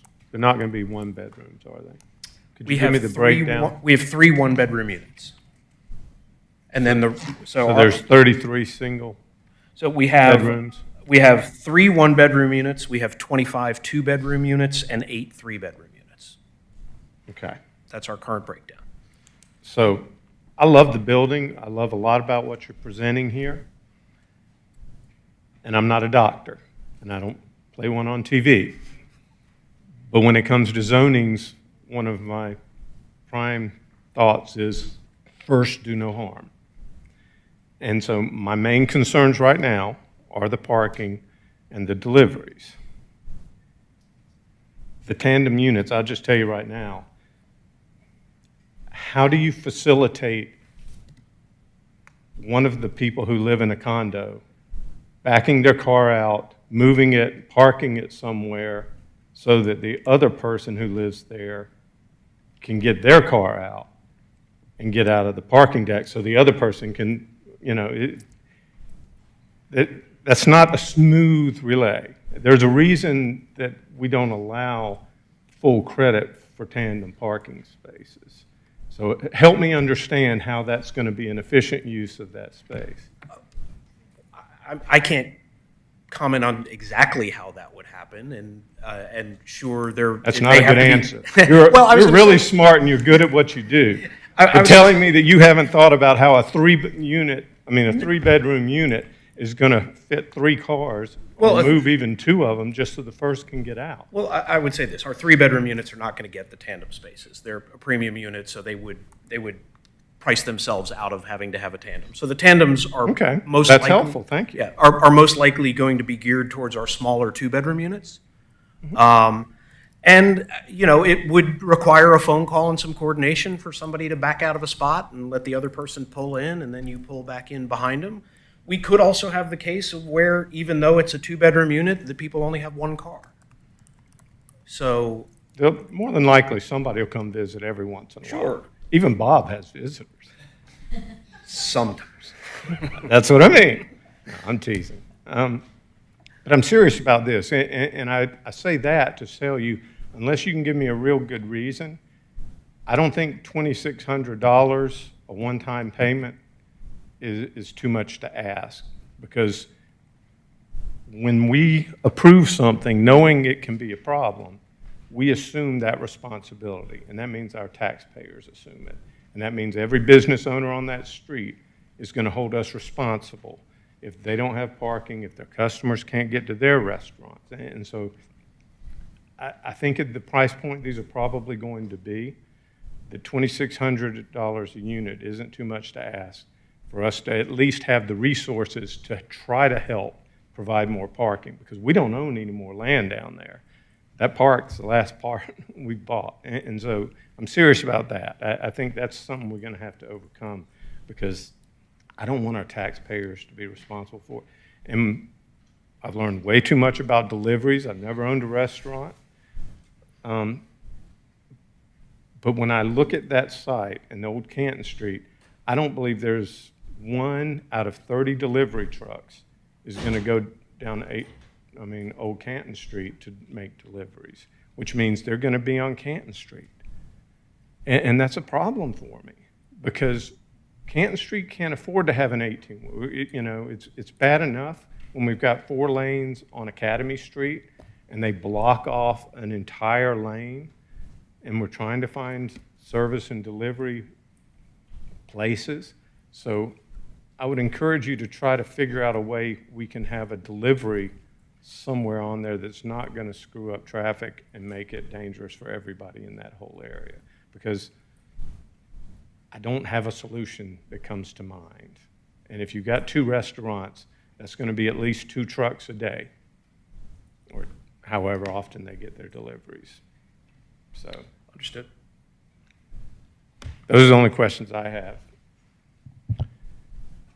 Any others? Thank you. Thank you. Ms. Shapiro, do we have any public comment cards? We do not, Mr. Mayor. However, if there's anyone here that would like to come forward and speak on this item, now is your chance to do so.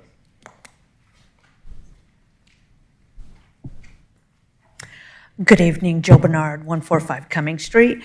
I just wanted to address your tandem. I actually owned a unit over at Alpharetta, at the Alpharetta Lofts, and we had tandem parking.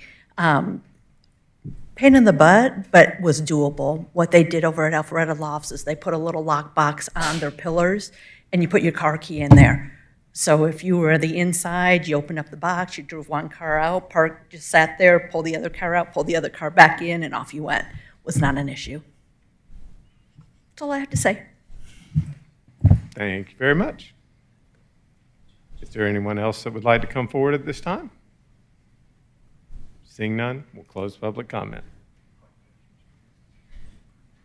I believe Councilman Hypes has a question for Mr. Whitman.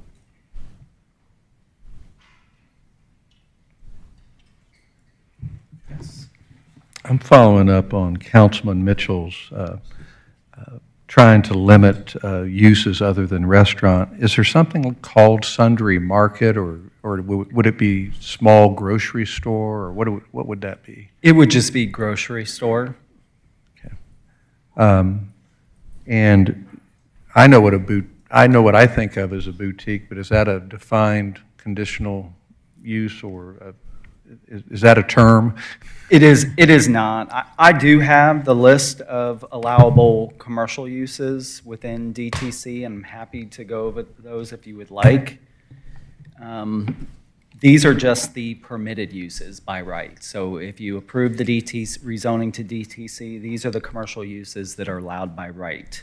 Art gallery, athletic facility, automotive parts, bakery, bank, beauty or barber shop, bed and breakfast, bookstore, clinic, dance studio, pharmacy, dry cleaning, fitness studio, florist, grocery, hardware store, nail salon, office, pet daycare, pet grooming, print shop, retail establishment, and artist studio. All right. So as written in the staff report, it's restaurant or retail, and we have something called retail establishment parentheses with no mixed sales, and I don't even know what that means. I can't find the definition of that particular verbiage.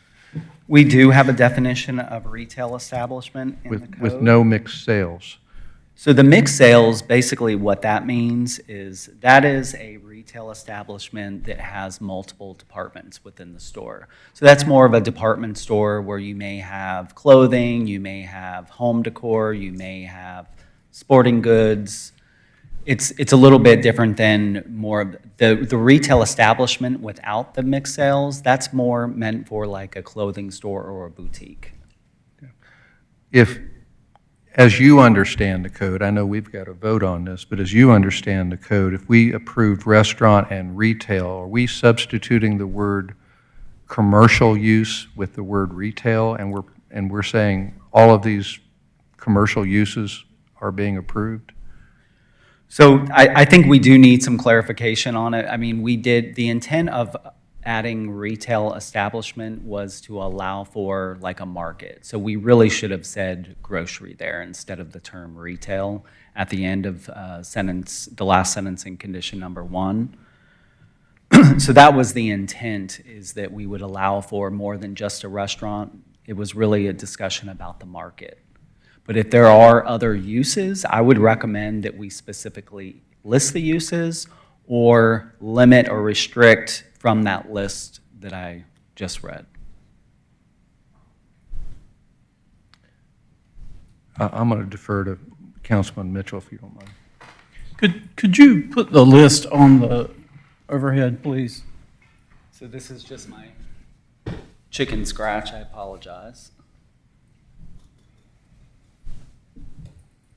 If you would prefer, I do have the code up. I can bring that up as well if you would like.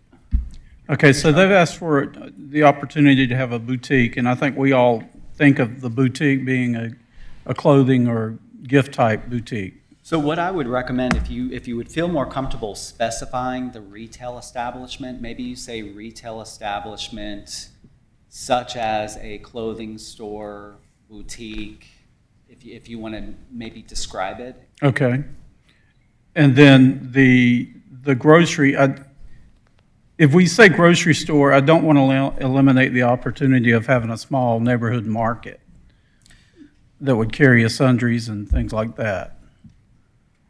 So that would come under the definition of grocery store. So there's actually two categories of grocery store in the downtown permitted use list. There's grocery store 2,000 square feet or less, and then there's grocery store 2,000 square feet or more. Okay. So I think what you're referring to is more of a smaller market. Correct. And I don't think anybody would oppose, I'm asking the council and the applicant, a florist or a bakery, especially a bakery, right?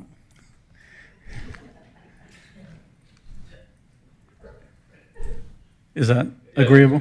Okay. Is that all your questions? I believe so. Thank you. I've actually got a question for Councilman Will, because as I mentioned, I'm not a restaurateur. He is. Am I mistaken in my assessment of the delivery to that two-restaurant parcel? Because Old Canton Street is pretty narrow to begin with, and then you have to make a right turn, and I don't see any way that an 18-wheeler can make a right turn back onto Milton Avenue there. Our restaurant gets 3 tractor trailers a week, plus probably 3 more box trucks delivering to it, so it's a lot. If they can't get in that narrow street, they're gonna have to park someplace else. And where are we gonna put them?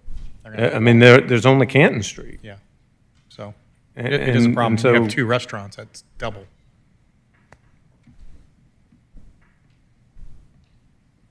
Has the applicant given any thought to that?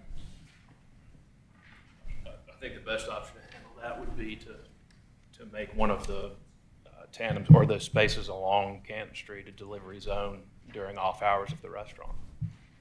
And that could be used by us and Seasley Place across the street, because I know they have similar issues with delivery trucks already.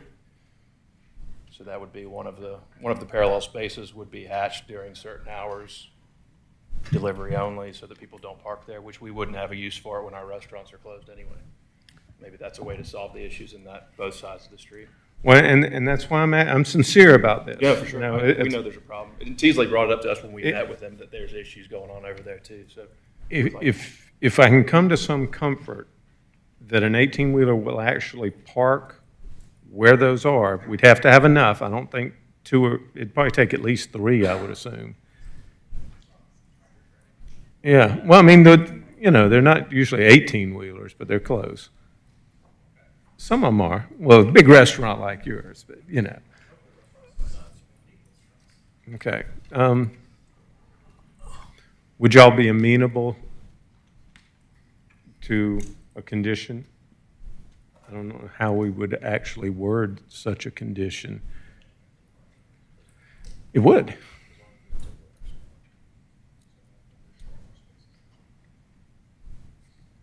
Yes, they would.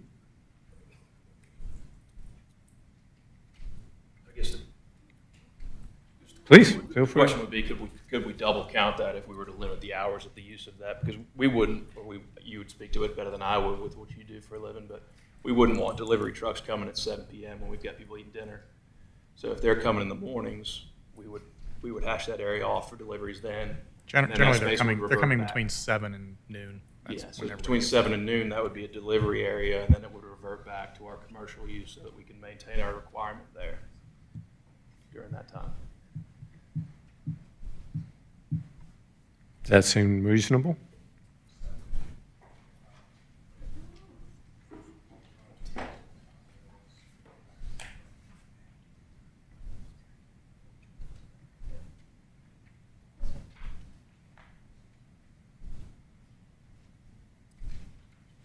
You have a solution?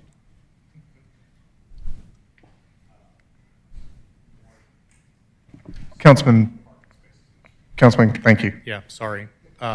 It's the same issue we've got in City Center. You need more sectioned off parking spaces available for these trucks to park in.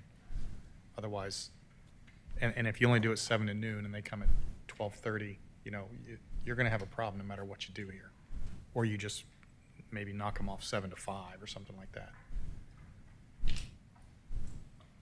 I mean, they park out here in city center constantly and just block the entire thing. It's a problem. I know, and that's why I'm trying not to make it worse. I mean, we got a lot of smart people here. I know y'all have put a lot of thought into this project, a lot of money, I'm sure, already. But I want to make sure we only get one bite at this apple. Applicants, if they need to change something, they come back to us as many times as it takes to get it right and make it profitable. But we get one bite, and I'm trying to make sure that we're being thoughtful about how we make this work for the residents, for the business owners, and everybody. Can we get the picture back up? Mr. Woodman, do you mind trying to put up a picture for us again that might illustrate those roadways right around the project and where those surface parking streets are, parking spaces are?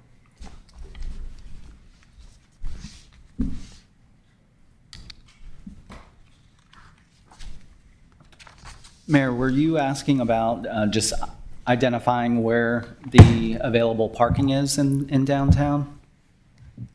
Well, my primary issue right now, trying to solve certain problems first to get to the next problem, but is where I'm looking at this, and you see Canton Street, there's only 2 lanes there. It's got some parallel parking before you get to that corner. It doesn't really show me where the new parking spaces, does that show me? So the on-street parking along Canton Street are Is that the there. existing parking? Yes, so the existing parking is striped today. So Right. the parking, the on-street parking will remain. I can't see any further than that, so that's why I'm trying to get up to the corner of Old Canton and Canton. Okay. So where would the new parking on-street parking be? So between these trees, these are on-street parking. So there's on-street. Yeah, but that parking already here. exists. I'm talking about new parking. You see what I'm saying? The only new on-street parking is going to be along Old Canton Street. So the existing on-street parking on Canton Street stays, and there's going to be 6 new on-street parking added along Old Canton. And those are in this location here, and then I believe there's 1 or 2 spaces here. Total of 6. And looking at it, I just don't see how those trucks, not of any size, are going to be able to use Old Canton, because it's a right-only turn, and it's got a bend there around the corner of the hotel. That would help for parking spaces for shoppers and visitors and workers.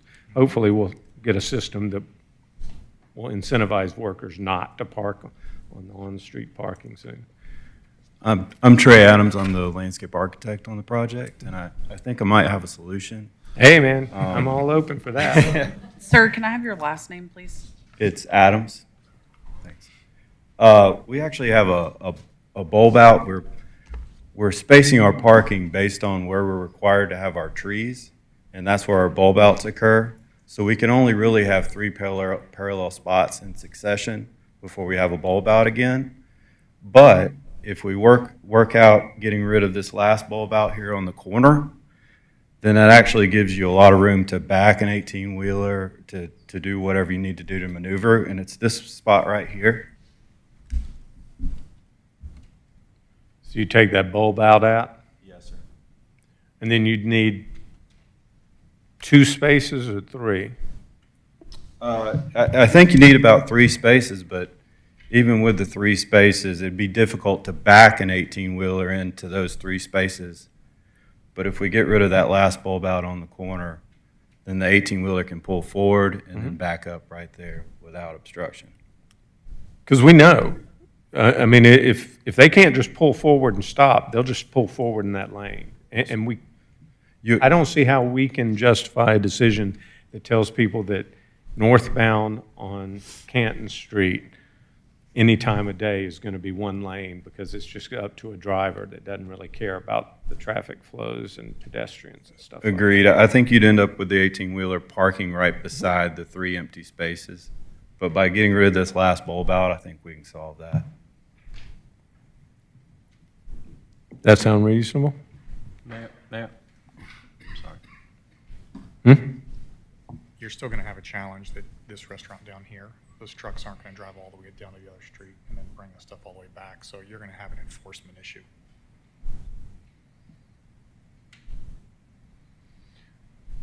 Can that be enforced, Mayor, with signage? Pardon? Can that be enforced with city signage along that? Because it doesn't help us either, the streets, the delivery trucks blocking Canton Street. Where does a hotel get their deliveries? Where does Coalition, where does Coalition get their deliveries? Where does Kale Me Crazy get their deliveries? Where does, Boss Kazuna? I mean, there's restaurants up and down that street. And, maybe these delivery trucks are blocking currently, I don't know. But I think he said they've had comments from people that they're already blocking the streets. That's my concern. And we're adding 2 more They're already restaurants. blocking one lane at various times of the day. maybe it takes the pressure off by providing a place for Vaz Casino to park a delivery. Well, Vaz Casino, they've got that cut-through street, School Road, or whatever that's called. It's over here. Here's the restaurant. Right, but that's just a block. I mean, that's... Well, that's the same thing for here. I'm not arguing. All right, Councilman Dorito?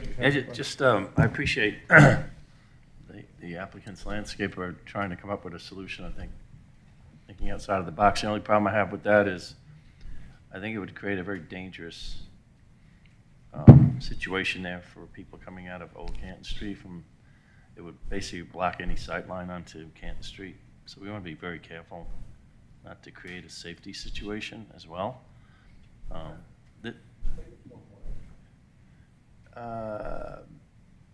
don't think it is it? Old Canton? Old Canton Street. Old Canton Street is one way near Milton Avenue, but the back end of it is actually a two-way street. Yeah, that's what I thought. And the other thing I would say is, toward the other end, near the park, the restaurant down on the south side here, I just think human nature is going to be, they're going to just pull up here to do deliveries there. And as pointed out by Councilman Hypes, we already got deliveries in these restaurants. I got to be perfectly honest. I look at this situation. This is a problem, as we all know, in the whole City Center area. And I almost feel uncomfortable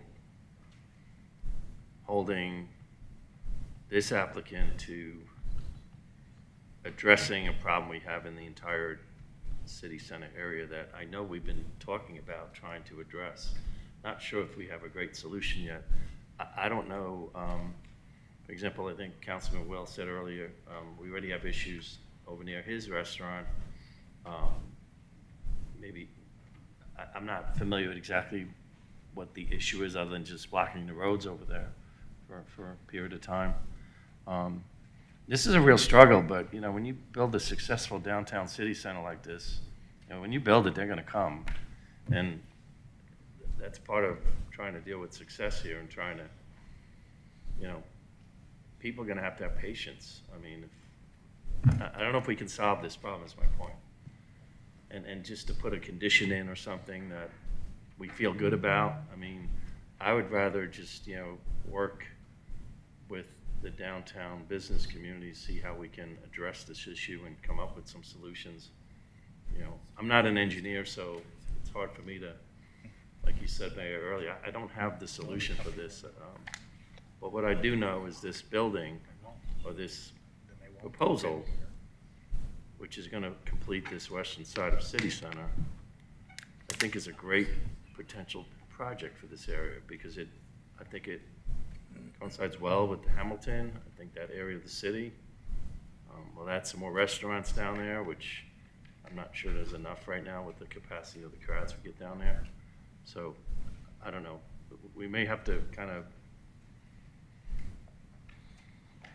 give up some ability to address the delivery problem by doing the right thing for city center for long term, and then work as a city government to see what solutions we can come up with in the coming months assuming this gets approved tonight, work on solutions that can not only address this area, but the whole city center area of deliveries.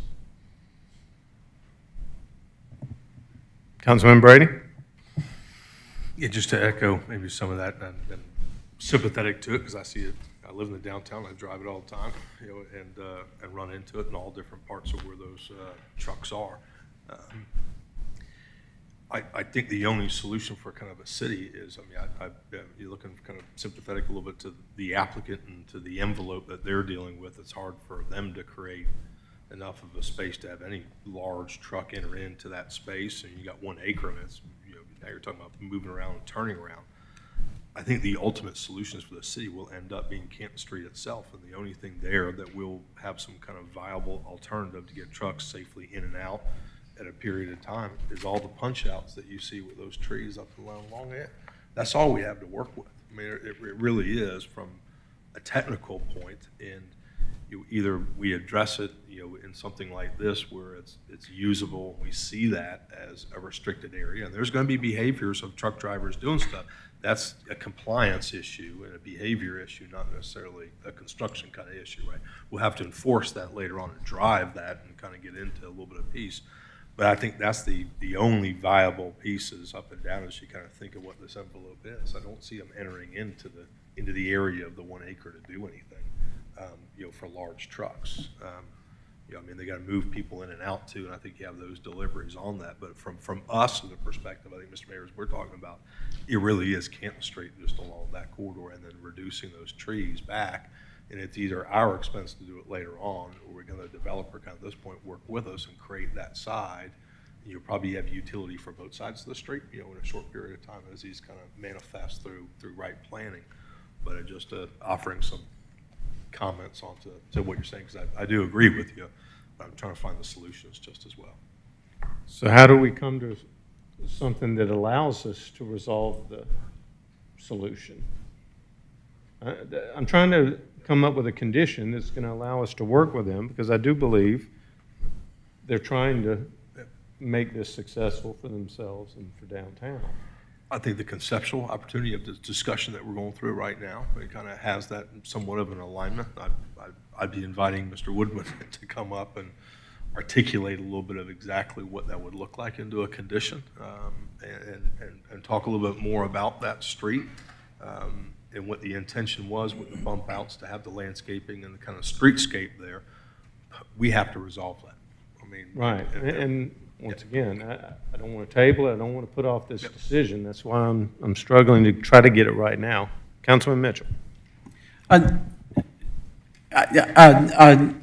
kind of sympathetic with the last two speakers as well, but I also agree with the landscape architect. The reason we have the bump outs and all the street trees, the American elms there, is to create an environment that people really want to come to. And so if we make it a permanent loading dock all over the downtown, it's going to look horrible.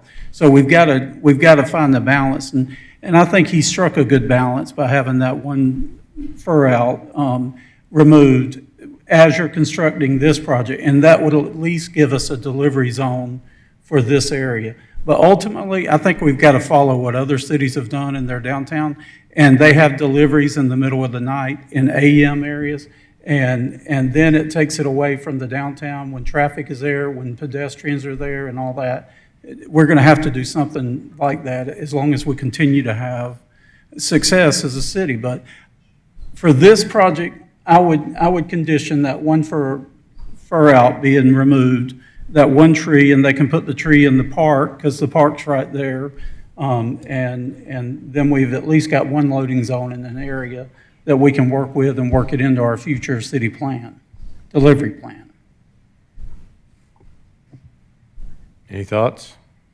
Councilman Will? Yes, but I don't want to be completely self-serving here, but pretty much the restaurants are the problem. The restaurants are the problem.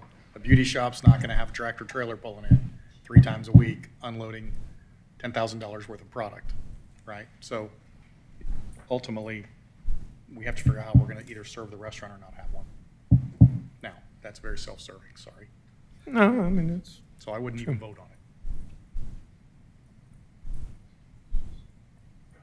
Would the applicant be willing, just trying to come to some conclusion here, to work with our staff to figure out how to have one dedicated space there for trucks?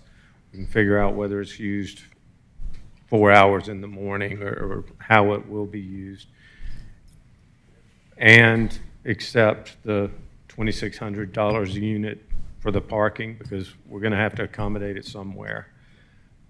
Would y'all be amenable to something like that? Yeah. Okay. Well, I think I've gotten as much clarity as we're going to get, and I appreciate your patience, because sometimes it's easy just to vote yes or no one way or the other.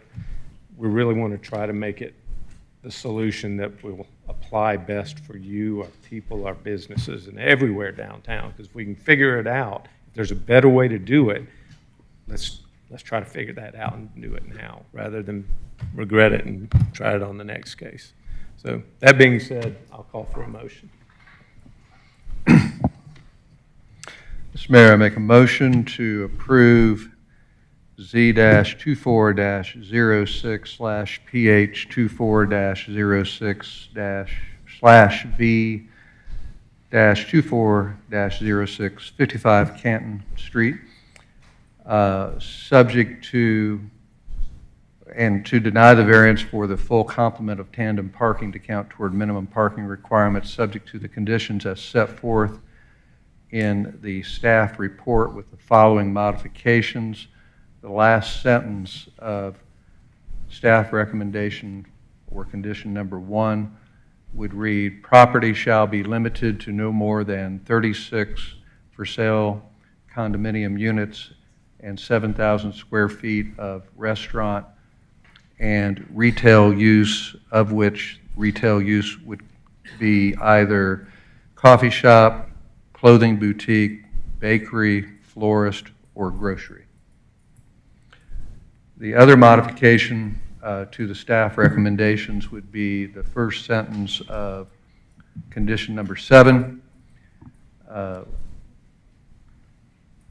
which will read, developer shall improve Canton Street's streetscape with a minimum 8-foot planter bump outs between on-street parallel parking planted with street trees, American elms offset, minimum 20-foot from building, evergreen ornamental shrubs, grasses, and ground cover with final approval by DRB. However, the northernmost bump out on Canton Street will be removed to accommodate a tractor trailer truck for AM hours. All other conditions would remain the same. Second. Well, we have a motion and a second. Any further discussion? Councilman Will. Do we need to identify what those AM hours are? No. 12 a.m. till 11:59 a.m. Okay. Unless you want to make something else. I chose AM hours for that reason. Okay. Any other discussion? Councilman DeRito. Just comments. This is a great project. This, like I said, has already been spoken to, is close out the western section of City Center. The improvements to that area for the park, the pedestrian walkway is part of the project. There's a lot of great benefits here to the city. The architecture, design presented tonight, I absolutely love. I think it's going to fit in really nice. And we live in an exceptional city, and it's always difficult to, kind of always be happy with everything in a proposal. The problems, as I alluded to earlier, about you build it, they will come. We have the same problems when we build infrastructure, roadways and things. And a a lot of our residents and businesses always complain about traffic, transversing through the city, and I'm always wanting to make sure we don't do such a good job with infrastructure and traffic that we, in effect, become a thoroughfare for other cities that come through our city more often. And so, the city has done a great job in developing this area. So I remember when I first got on city council back in 2001, I mean, literally there's nothing downtown here to come down to at night, or we had the old, what was it, Mayor, the old, or somebody would, old coffee shop or sandwich shop there at Brandon Beach. Nantucket's was the place to go and talk politics and stuff like that, and that was really the only gathering spot down here. But when you leave here tonight, you walk around, this is absolutely an attractive place that has enhanced home values throughout the city, has attracted real good businesses to the city. And we have solved some great problems in the city, and we will solve the delivery problem down here. And glad that the applicant wants to be cooperative in that regard. And but I'm very proud to support this application tonight. So, for the reasons outlined. Councilman Heights. Yeah, I'd like to take the opportunity to commend the applicant. When you build something on as prominent a piece of land as where this project goes, as the mayor said, you want to get it right. And while I can think of maybe one other use that would be of interest for that green space there, we don't own it, somebody else does, and it's a beautiful project. And it just seems like every project that comes along, each successive applicant is raising the bar and raising the standard for Alpharetta, and to me, this is yet another one. And although there are practical problems to be addressed and hurdles to be potentially overcome, when I think about the other potential uses of that property where it could be used for something else, this makes a real statement in our downtown, and beautifully complements Teasley and the Alpharetta lofts across the street. And I can't think of the number of times where I might be at one of the restaurants downtown running into some of our neighbors from Teasley and from the lofts who are patronizing our businesses downtown. And this will be 36 more homeowners who will be doing likewise. And so I think it's a beautiful, beautiful project. I commend the cooperation of the applicant with the city for the alley, and they're being extremely open on how to envision this park that we're going to have there on the corner, which will be a great asset to downtown. And I look forward to seeing how the vote goes, but I think it's a beautiful project.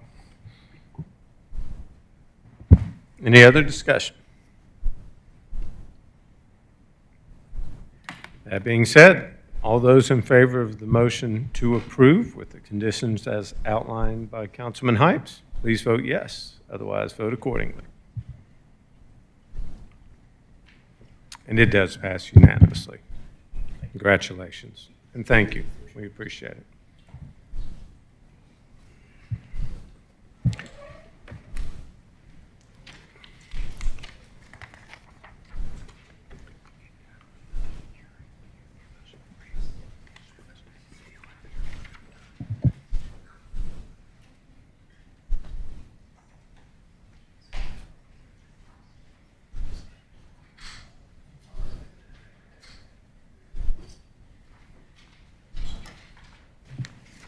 So the next item up on our agenda is the fiscal year 2025 budget and millage rate. This is the first public hearing. And Molly would insist that this ordinance be read. I'll tell you why we don't have to. The ordinance actually says you can read the heading. Okay. Unless. If you'll read the heading. Unless the mayor or council member direct me to read the whole thing, so I will pause. No, I appreciate not having to pay the billable hours to read the whole thing. I concur. So I'm going to read two Excuse me, ordinance. if I can, hold on one second. We're at the public hearing piece of this and not the actual adoption of the ordinance. The way we do it in the city just historically has been just to ensure that we have the time for the public to come forward. I know we normally do also as well as our business items and our ordinances, but the way we've done it in the past is to ensure we do and we advertise that it will be a public hearing item is just open this up if anyone has if the public has something they want to bring forward on the budget under this section of the agenda item under the public hearing, since we've had this advertised and also put on our public transportal, financial transportal, transparency portal, and et cetera. So that's this purpose, and then in a few minutes I'll come up and we can talk about the ordinance as well, if that's okay. So you're telling me we're not even supposed to read the ordinance? Not, at this point, it's just a public hearing piece. We will read the ordinance under the section, under the new Okay. business. Under that. We'll read both ordinances whatever at you their need first. I'm a slave to my agenda. Correct. So, Director Harris, please. Well, that's all I have is actually, at this point, is just to make sure if there's somebody from the public wanted to speak. So, under Ms. the public Shapiro, hearing. do we have any public comment cards? We do not for this item, Mr. Mayor. However, if you are here and would like to speak on this budget ordinance, please come forward now. Say so. Seeing no one come forward, we'll close public comment. There's no vote, so we're done, right? Just Back check. shortly. Right. Well, don't go too far, Tom. Under new business, the next item will be the fiscal year 2024 budget amendment ordinance. This is the second reading. The first reading for this item occurred May 20th, 2024, City Council meeting and public hearing. I believe you're supposed to read an ordinance on this one. If you can just read the title, that would be great. I will happily just read you the title. Oops, bear with me, I opened the wrong file. This is an ordinance by the Mayor and Council of the City of Alpharetta, Georgia, to adopt a fiscal 2024 budget amendment for certain funds of the City of Alpharetta, Georgia, appropriating the amounts shown in each budget as expenditures, adopting the item of revenue anticipation, prohibiting expenditures to exceed appropriations, and prohibiting expenditures to exceed actual funding available. Thank you, Patrick. Now, Director Harris, you do have the floor again. Thank you. Again, this is the second reading of this ordinance amending the 2024 budget for certain administrative matters that we discussed last time at the first reading. And there's been no changes to this. Any questions for Director Harris at this time? Thanks, sir. Ms. Shapiro, do we have any public comment cards? We do not, Mr. Mayor. However, if you'd like to come forward and speak on this item, now's your chance. Seeing no one, we'll close public comment. Do I have a motion from council? Yes, Mr. Mayor, I'd like to make a motion for the approval of the fiscal year 2025 budget ordinance. We have a motion by Councilman Brady. Do we? I'll second. We have a second by Councilman Mitchell. Council members, it's actually the 2024, not the 2025. Did you say 25? I'm sorry, my form That's says coming up next. 25. No, that's the one above that. The one above it. I apologize. 20.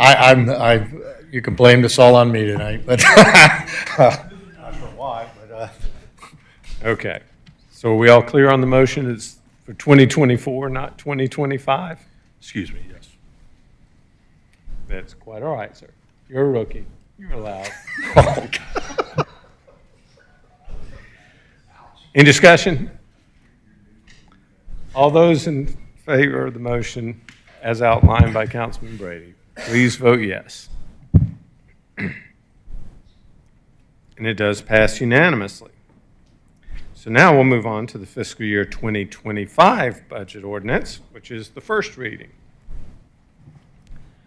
Mr. Mayor, this is an ordinance by the Mayor and Council of the City of Alpharetta, Georgia, adopting the final estimates of revenue and expenditures for fiscal year commencing July 1, 2024 and ending on June 30, 2025 as its annual budget, appropriating the use of funds shown therein as may be needed or deemed necessary to defray all expenditures and liabilities of the city for such fiscal year, and providing an effective date and for other purposes. Thank you, sir. Director Harris? Thank you, Mayor and Council. This is the first reading of the budget ordinance for the fiscal year '25. We did distribute the budget electronically, as I mentioned earlier, on May 3rd, 2024. It was also put on our website, et cetera, and available for the public. And we also had an extensive workshop on May 20th, 2024. And there's been no changes. Well, there's been no significant changes other than the primary changes were when we had the workshop, we have these operating initiatives that we show separately in the budget as a line item called operating initiatives. We have now placed them in the actual departmental budgets that we're asking for those operating initiatives. So that change was made. And then on the capital project side, there was a change to the, I think I have it on this other one, $100,000 was removed from the funding request for the Alpharetta entry monuments. It went from $150,000 to $50,000, and then that $100,000 dropped down to the unallocated capital account. That puts it just over $2 million in that unallocated capital account in the capital fund. Sorry about that. So that's primarily the only changes to the budget at that point. Councilman Mitchell?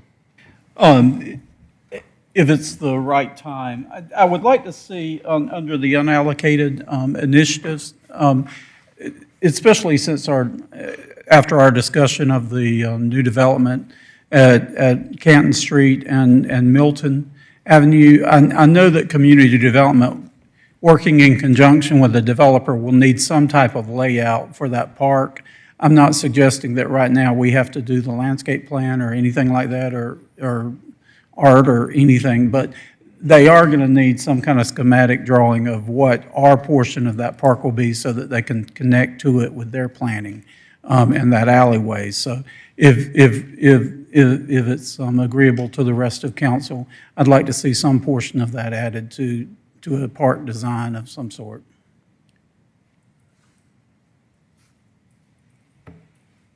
We certainly could do that if that's the, to the dollar amount we expect or not expect to that, we can allocate that into another line item or, Well, I would suggest now maybe work with the directors that'll be implementing that and see what it actually is. Yeah. See what I'm not familiar, but and work with Mr. Lagerbloom, figure out, okay. And it's certainly how do we carve out what needs to happen here so that we're prepared for it in the next budget? And it certainly can be done at any time during the year from that unallocated. It just takes a council approval at that point. Sure. Thank you. Any other questions for Director Harris on this item? Thank you, sir. Oh, Councilman Dorito.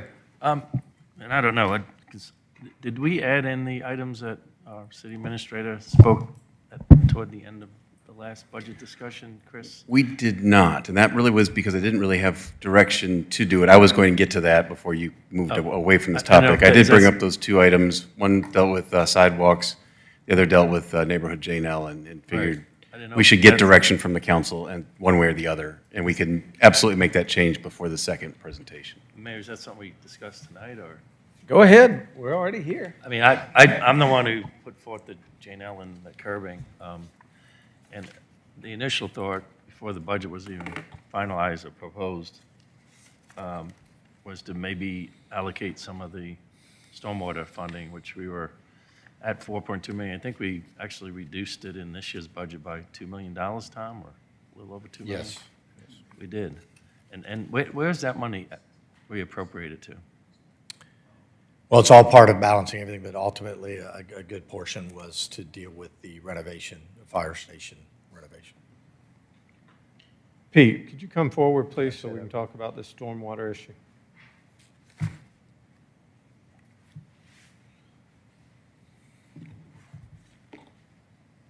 I just want to be clear because I've driven J now, and I appreciate the fact that Councilman Dorito went over there and spoke to the neighbors when we were repaving the road and did the reconstruction of some of the faulty curb and gutter that was there before we paved the road. But from my examination and previous conversations, what is being requested by the residents on Jane Ellen is cosmetic improvements. Is that correct, or is there some functional issue with the curb and gutter in that They neighborhood? focus, the residents mainly focus when we're out there on the cosmetic issue. It's bright white concrete to faded 30, 40-year-old residue concrete. And I And we're understand replacing- that. I we're live in a replacing- neighborhood like that, but I have no interest personally of spending money to make sure their curb and gutter are white and new, like the sections we already replaced to make sure they were functional. I just see too many other priorities, whether it's in other stormwater issues or in other public works problems. And we're replacing as we We go. can't afford to redo everybody in the city of Alpharetta's curb and gutter because it's no longer white and clean. Understood. And Mayor, if I may, just to follow up on your comments? Sure. Just so you know, I brought this forward, as Pete mentioned, the residents, when we met out there before the pavement project begun, they had gotten together and requested that. And Pete will tell you, myself and him were very open and honest with the residents that this would have to be something that would be brought to the city council for appropriation. I also told them that it would fall within the buckets of other priorities of the city, and whether or not this would be funded, was not entirely up to me as one member of the council. But I did commit to them that I would bring it to the council's attention for consideration. I do feel, Mayor, your comments, and you had made this, when I spoke to you coming back from that meeting, I agree with your position that it is a cosmetic fix. I think the reason why the residents there, and speaking for them, and the reason why I felt it was important to bring it forward to the council so that it wasn't just one council member telling them we weren't going to do it. That was my priority, but secondarily, I did say it's more of a cosmetic fix, and that we really hadn't had that precedent set around other areas of the city on road improvement projects. But there was a case to bring it back here because it was one of the oldest streets in the city. I think we had to go down to the complete base to basically reconstruct the pavement of that. And so if we were going to do the curbs along with the thing, maybe there was some excess stormwater funding that would qualify to be able to replace some of those gutters so that they can get the aesthetic looks that they were looking for. But I'm in line with you, Mayor Gilvin, as far as that. And again, wanted to bring it forward to the council because I didn't feel like I should be the one to tell them no or yes. So I should have mentioned, and I apologize, that we actually did amend the budget from a standpoint of writing up a capital initiative for that item, as you brought up, and then we did put that in together with the unfunded capital list that's also in as part of the budget. That and North Winds Mid-Broadwell crosswalk. Thank you, Tom. Yep. Thank Was you. there another issue? I think you said there were two. I was just a question about the reallocation of the stormwater dollars in the budget. Okay. Thank you, Mayor. Councilman Mitchell, did you? Thank you. So are we all clear?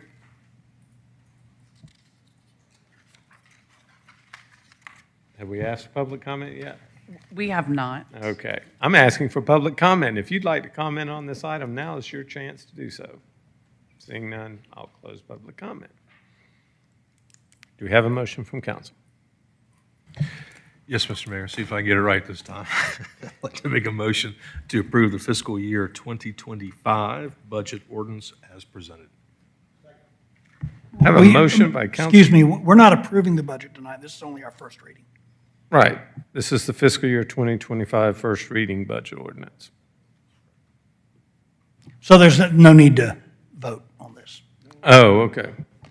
No. You need to Yes. vote on. Once again, my agenda says motion and vote, so Okay, I was planning that's on fine. motioning We and vote. definitely need to vote on first reading, yes.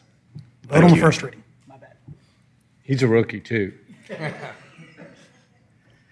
So, once again, We have a motion by Councilman Brady, and who was the second? Councilman Will. Thank you, sir. Any discussion? All those in favor of the motion as outlined by Councilman Brady, please vote yes. Otherwise, vote accordingly. And it does pass unanimously. So now we'll move on to the fiscal year 2025 millage rate ordinance. This is the first reading. Director Harris? Oh, we're going to let him read now? Yep, we'll let him read Okay, now. we're going to let him read. An ordinance by the mayor and council of the city of Alpharetta, Georgia, to fix the ad valorem tax rate of the city of Alpharetta, Georgia for the fiscal year commencing July 1, 2024 and ending June 30, 2025, and for other purposes. Thank you, Patrick. Good evening, Anything to Mayor and add, Council? Director Harris? Thank you.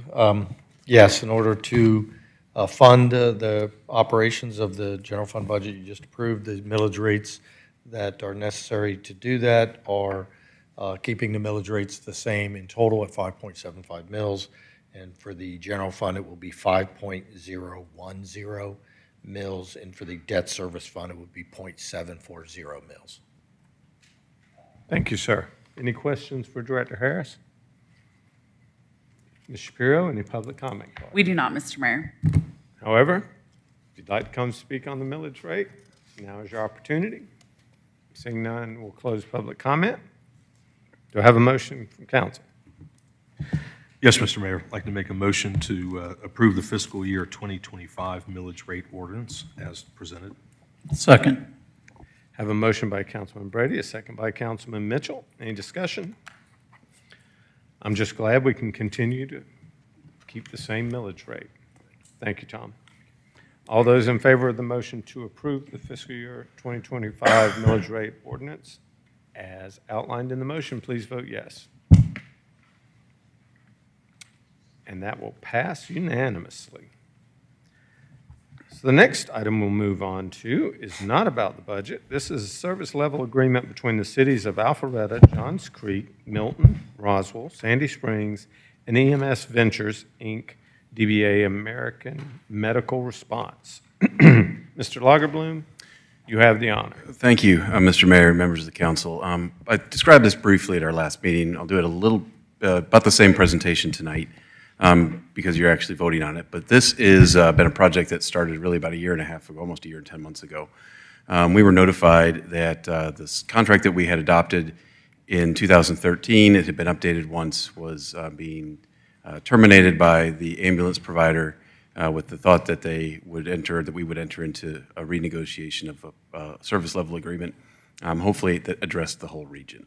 I can tell you that this has been a process that has involved city managers, city administrators, fire chiefs, people that deal with the EMS world, as well as a really strong participation from the ambulance provider. And I've got to say, they've been at the table since we began the conversation almost a year and 10 months ago. We got to a place, and what the recommendation tonight is, and we're the first city to look at this service level agreement. Sandy Springs will look at the same agreement tomorrow. Milton and Johns Creek on the 17th of the month, and Roswell on the 24th of the month. We're all hoping that we adopt the same agreement so that we can put into place a new service level agreement that contemplates that we will subsidize some ambulance response to guarantee a certain response time. But we think we've gotten to a place of an equitable formula so that both call volume and population are addressed in what we would pay as a subsidy. This basically is driven around a 12-minute response time for an ambulance. The good news in Alpharetta is that we have some really amazing fire service is really amazing, and we get to things fairly quick. And when we get to things fairly quick with the resources that we have, we've put some advanced life support resources there on an EMS scene, and a 12-minute response time out of an ambulance, or faster than a 12-minute response time is certainly, I would say, at a very high level and sufficient to protect the medical health of the community. So in this, based upon that formula, our subsidy portion is just over $31,000 a month, which with rounded math ends up at about $375,000 a year. And in the budget that you just approved on first presentation, there is a line item held in that dollar amount that would pay for the subsidy in year one. I can tell you that, just a quick, some of the things that we've negotiated to is that they will provide a system-wide 12-minute response time for a certain level of medical calls. There are some medical calls that really don't even require an emergency response, so that's contemplated in the agreement as well. We, like they, don't want ambulances and fire trucks blazing across the city if we don't have to do that. Anytime you do that, you increase your chance for excessive liability. So we define how response time is measured. We speak to the creation of an emergency medical response oversight committee and the recreation of that. The neat thing that came as a part of this process is we got all 5 cities back in North Fulton together again. We had fragmented back in 2000, I guess it was 18 or 19 when the last agreement was done, in that we, as the 4 North Fulton cities, enjoyed one level of service where Sandy Springs was sort of a lone city that was buying to a different level of service in Sandy Springs, but those ambulances couldn't be shared between the different response zones. The neat part about this agreement here is that, in fact, Sandy Springs is back at the table. They are be a party to this agreement. It makes for a much better regional system, and my recommendation after a good year and 10 months worth of work is that we wholeheartedly support this and be the first ones to approve the service level agreement, and it will go into effect on July 1st. If you have any questions, I'm happy to answer them. Councilman Mitchell, then Councilman Will. 2 questions. Given the fact that we now are sharing the service area with multiple cities, will the amount of ambulances continue to be the same amongst all 5 of those cities, or will that number decrease or increase? Or? No, it actually works to our benefit because you blend 2 models together. So those resources that are now just in Sandy Springs can be a part of the region. And anytime you can regionalize a response with an area that doesn't have a shape of a border, we will benefit, honestly, from our location just in the county that we're positioned largely on 400. But bringing those Sandy Springs resources into with the other 4 cities is definitely a benefit to us. Okay. And then I had asked about how can we tailor a charge to our citizens that they can expect a reasonable amount charged to them so that it's not all over the board. Any progress in that? The first part of that progress will come in the state legislature. So they did not address it this last session. In the service level agreement, we left that language in there that should they address it, should the legislature address it and allow cities to be a part of rate setting, we left that in as an option of something we want to be able to have the ability to do. A lot of our citizens are concerned about that, and rightly so.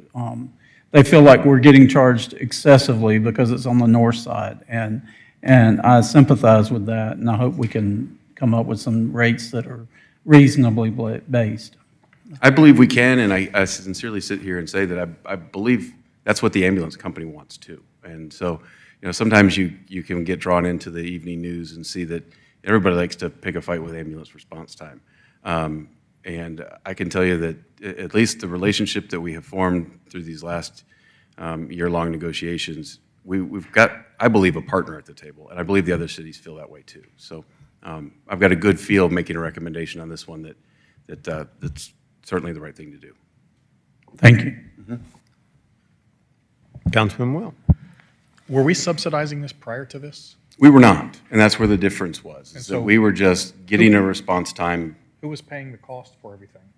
The insurance companies that pay for the service. And so now we are offsetting what the insurance companies used to pay for? No, the insurance companies were not, the pay rate was not high enough that there was a break even, which said to a company like AMR, and that's why we got the notice of termination, was that if they're going to lose money in this market, they would rather just give the zone back and have the state place somebody else. And so, having a zone provider that's a good zone provider that's providing good level of service, that's what started this conversation of, okay, what do we have to do to, number one, renegotiate with you and keep you here, number two, make it so that it's fair amongst the cities and that we're not, that we are subsidizing the least number we can, but enough that we can guarantee the response time. The part that confuses me is when Councilman Mitchell said that the residents are being charged an exorbitant amount of money, but you're saying that insurance company pays for it, but now we're going to subsidize it and the insurance company is going to pay for it. Correct. And I could take that conversation even further to say, if we want to make any difference in this whole scenario, is we should really be working with the, in fighting for insurance companies to pay at the rate of what it costs to provide the service. And what's the total subsidy for all 5 cities? I can give you the exact number, but it's within thousands of dollars of $2 million. Okay, all right, thank you. Any other questions? Thank you, sir. Thank you. Ms. Shapiro, any public comment cards? We do not, Mr. Mayor. However, if you want to come speak on this item, now's your chance. Seeing no one, we'll close public comment. Do I have a motion from council?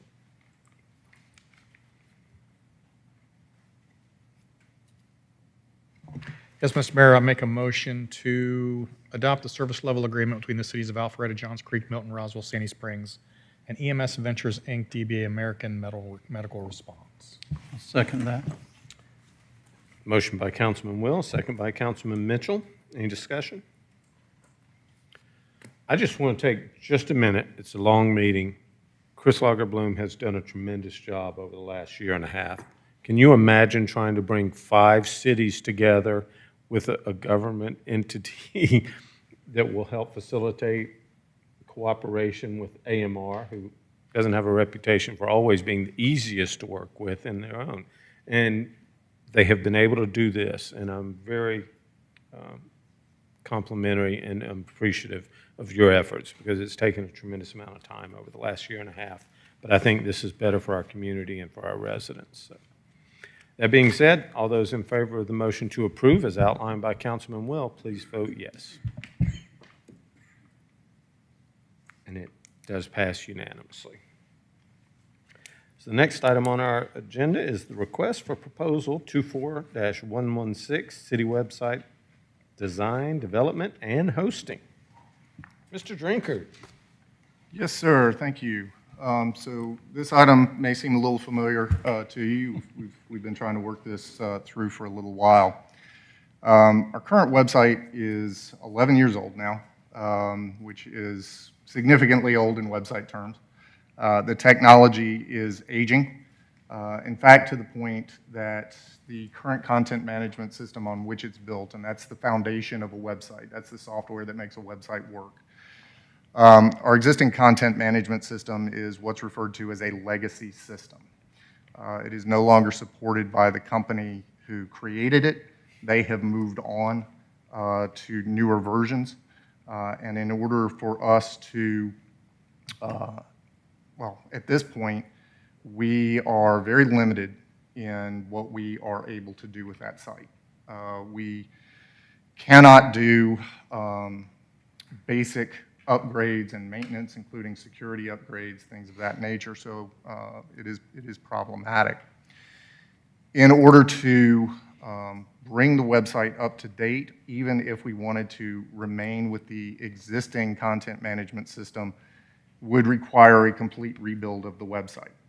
So we're at a situation where it's not a question of if we have to build a new website. We do.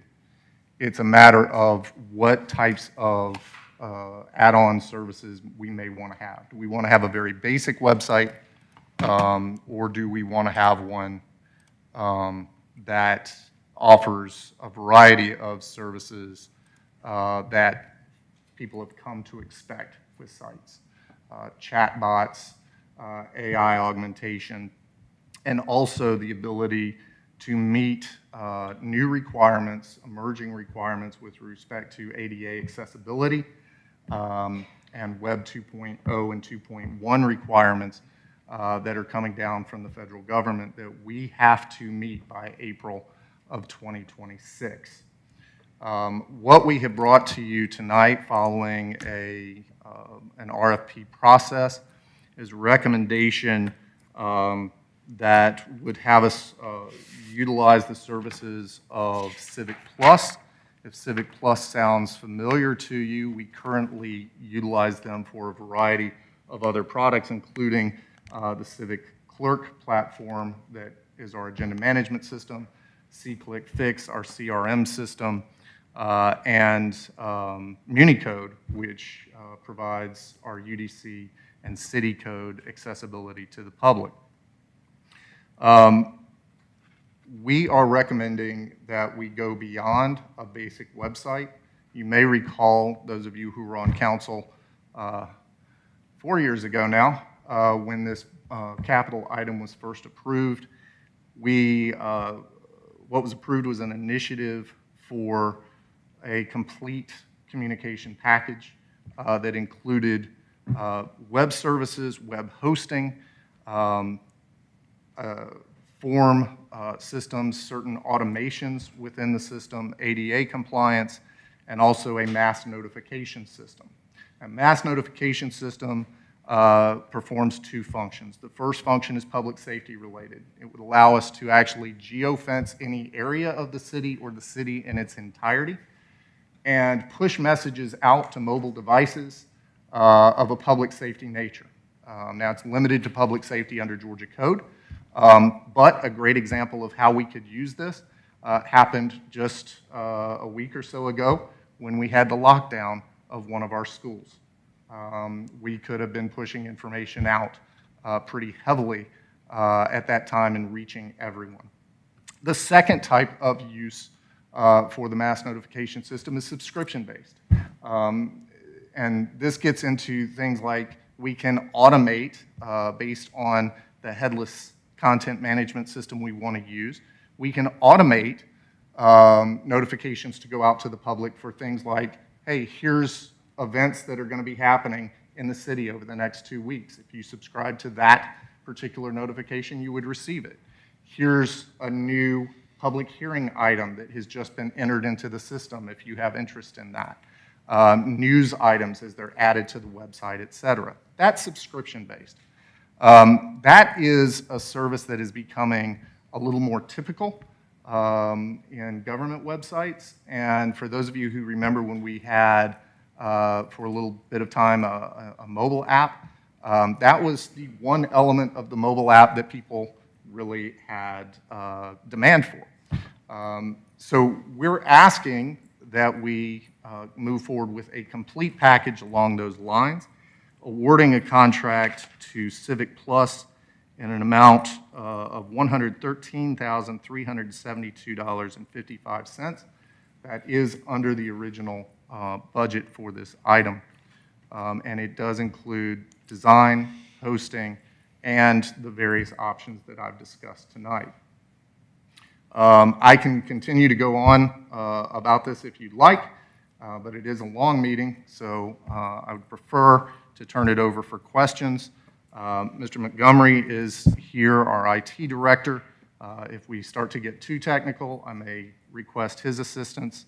Mr. Lagerbloom was also involved in this selection process or recommendation process, the review committee, and he and I are ready to answer questions that you may have. Any questions? Councilman Will. All right, James, buckle up. I'm ready. So as I went through this and you and I traded emails this afternoon, and I just want to go over a few of the details so that everybody fully understands what we're actually voting for. My understanding is there were 3 bids that came in for this. We've only listed one in the documents online. There was a bid that came in actually that was cheaper overall, which were through Exemplify. And my challenge isn't so much in the $113,000 as much as it is the $70,000 a year to upkeep, right? So we've got this $113,000 and then we have to pay $70,000 a year, where another vendor was going to charge us $196,000 up front and only $36,000 a year. So we've technically picked a more expensive vendor to do this. I think one of the biggest challenges with the ongoing expenses, so everybody understands, is this mass notification.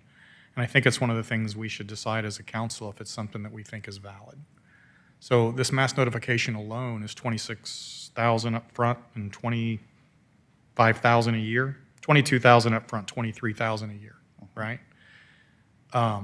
Is that something we really want to add on as part of our $70,000 per year to upkeep a website, which quite frankly I think is extremely expensive. So why do we think that that is really necessary? Well, if you're asking me, I think it's terribly necessary. You do? I do. Okay. I think if there's a hurricane coming, how do we let people know? What do we do? Well, there's a hurricane coming.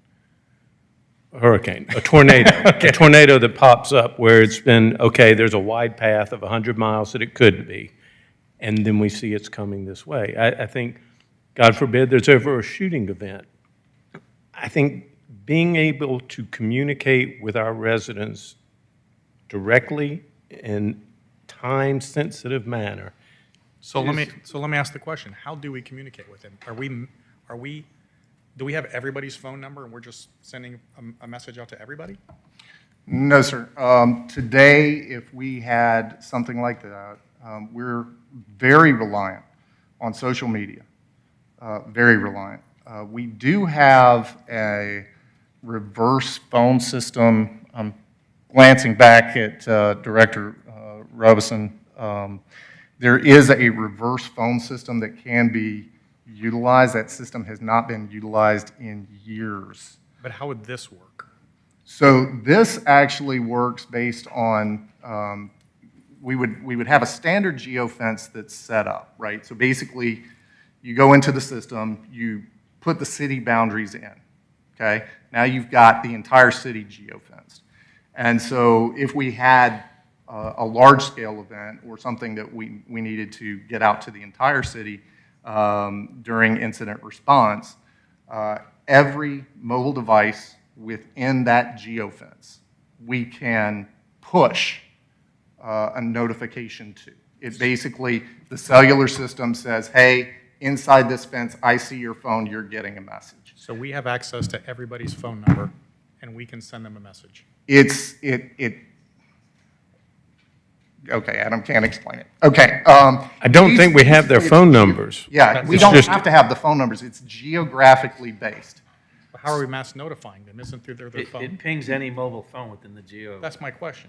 Yeah. Have you ever seen an Amber Alert on your phone? That's my question. Do we have access? It kind of works so that we are way. sending a message to everybody's phone. Yes. Yeah, within a geographic area. That's what this mass notification system would give us that we do not have now in terms of a public safety benefit. And Exemplify does not have this technology? That is correct. The one and only vendor, so we received 13 total bids. Of that, we went through, we scored them. These were the top 3 out of that. But of the vendors that we received proposals from, Civic Plus is the one and only vendor that supplies everything that we had asked for, including the mass notification system.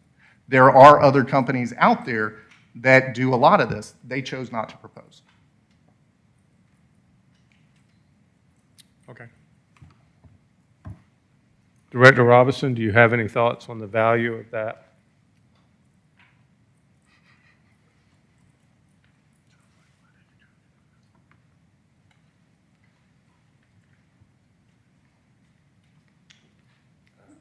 I won't pretend to know in depth about this particular program, but I will say we have played with several options over the years as far as notification, and I can say that yes, whatever tool that we can come up with to be able to present a mass notification as quickly as possible does make a tremendous difference, and not to be cliche, but in saving lives. And so that any tool like that we can get our hands on, above all the other good reasons to have that, is to be able to communicate out quickly and efficiently would be a tremendous tool for us. And again, we've had several over the years, some that have worked okay, but it sounds like this is above and beyond what we've had in the past. Councilman Hypes? We all carry these things around. And I understand what we're saying about the technology, but it sounds like there's tremendous redundancy. I mean, I'm getting, if it's a weather-related thing, I'm getting 3 different weather apps telling me, you know, I got a lightning strike that was 5 miles from me. You know, maybe the one thing might be like a shooting thing or whatever, where I may not get that from another app or something. But isn't there a lot of redundancy in this and what's already out there? Typically, I get the same alerts, okay, but that's because I'm on the Channel 2 app, let's say WSB, and so I allow that to happen. This is going to, we can be as specific as we want to be, so we're not, I'm assuming, again, I'm speaking here, James, like I know what I'm talking about, but we're not going to be putting out lightning strikes. It's going to be active shooter in an area, or, you know, we had a situation a couple weeks ago where we had a home invasion in Milton that we ended up having here in Alpharetta. That's a perfect example of something we would have wanted to push out immediately to stay away from that area. So I'm assuming we can control what information goes out to where it wouldn't be redundant like what you're talking about with just general weather alerts and things like that. It would, in my mind, it would have to reach a level of seriousness for us to push that out. It also, we can, let's say we had a storm event. Let's take a winter weather event where we start having to shut roads and streets down. We can target that information. And tell folks, hey, we just closed this road, reroute to this. You know, if you've got a major accident that happens and we have to shut something down, we can tell folks how to reroute and push that to them rather than them having to come and try to find it.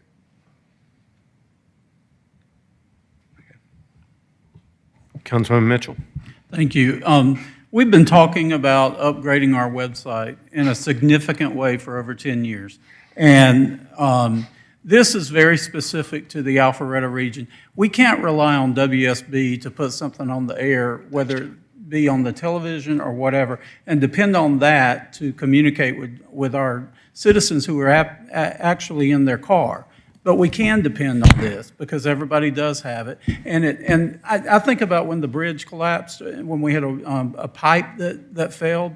We needed to reroute those people immediately because it was right at rush hour, and this would have been a perfect way to communicate that. If we have an active shooter, if we have somebody, someone who's coming through the city with they've abducted a child, or there's sex trafficking or whatever, if we know they're coming this way on 400, we can send out an alert to have people look at them or avoid an active criminal that's in the area. I can think of a million reasons why we need to let our citizens know in a geographic area. And to me, this is, we've talked about it and talked about it. We've waited on it because the cost has been too much or cost prohibitive. And it's just time that we get on board with a modern website. Our citizens have asked for it. I can't tell you how many folks have said they're disappointed in our website as it is. They can't find this, they can't find that. So I just think it's time that we got on par and become have the website that the technology city of the South deserves. So. Any other discussion? Councilman Brady. Yeah, just got questions a little bit. I don't think $100,000 is a lot to do a website. It's just what it costs today. I think every business kind of does that, so I don't think that's significant at all. The reoccurring part, a little bit. I'm more worried about the uplift. You know, the uplift is after year 3 goes up 5%, and every year after that they go 5%, 5%. So the 70,000 turns into 100,000 pretty quick, and that's a little bit more of the concern. Was there any options in that? Because, you know, we had 145 billed for it. 113 was that if we pay more on the initial, could we lower the reoccurring part of that? Or was there any options provided in that? So 3 to 5% seems to be kind of a standard uplift or on these types of contracts. Now, we have not really attempted to, you know, get in and negotiate that uplift yet. We can certainly do that. You know, I'm looking back at Tom and Sean to make sure I'm not speaking out of turn under our procurement policies and laws. But I think we're now at the point, you know, if council says, yes, this is the group we want to work with, we can do a little bit of negotiation on I was just trying to change the starting point, right? You know, if Sure. you have 35,000 already built in and allotted for the 145, which is part of the budget, and the 113, if you went to 145, could it be 40,000? Well, 5% uplift is a lot less than 40,000 to get there, and that's just the economical footprint. I was just kind of asking if you had any options. That's all. That's all my comment is. Sure. You know, obviously, our interest is always providing the best product we can at the best possible price for our citizens. We don't necessarily We don't necessarily promise the cheapest. We promise the best we can get for the money that we can wisely spend. Any other questions? I'm sorry, adding on to that. I'm sorry. If there is an option available, could we grant that within the 145 to get a lower reoccurring annual expense towards the website? Tom? I don't know if that's. Come forward, please. Something that would be okay. I don't know, but I'll ask Tom. Yeah, I think what I'm hearing, maybe two different things. I'm hearing the concept of buying down the cost for something so that you don't have to pay it as sort of like a maintenance cost going forward. But I believe this is web-based and it's subscription, or I'm trying to think of the proper term. Correct. It's licensing and maintaining and so hosting. I don't think that option's available. I think to your other point was whether or not there's a maximum amount so that doesn't grow by exponentially on that licensing. There is a max. There is a limit, I think. I don't know if it's 3 to 5% or something like that is in there. Correct. It's primarily set as a max that they can increase, and it does get into hosting, certain security features. I would, and I don't know this part, but I would think down the road we feel like an aspect of this is not the best product or best use of the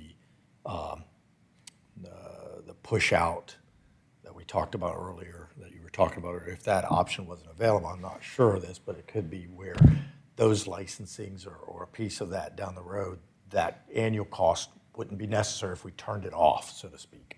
Correct. If that helps. Mr. Lagerblum? Yeah, maybe I'll just ask a question. What would be the, I mean, if we were to, council were to entertain a motion tonight to approve this with a annual escalator of no more than 3%, and that was all the authority we had to enter into a contract, we could take that back to Sure. to this company and say, look, I've got authority to do business with you at a cost not to exceed 3%, a 3% escalator every year, and just have that authority and see what kind of negotiation we can do. And I wouldn't have a problem if you limited our authority tonight to that so that we could represent that that was all we had.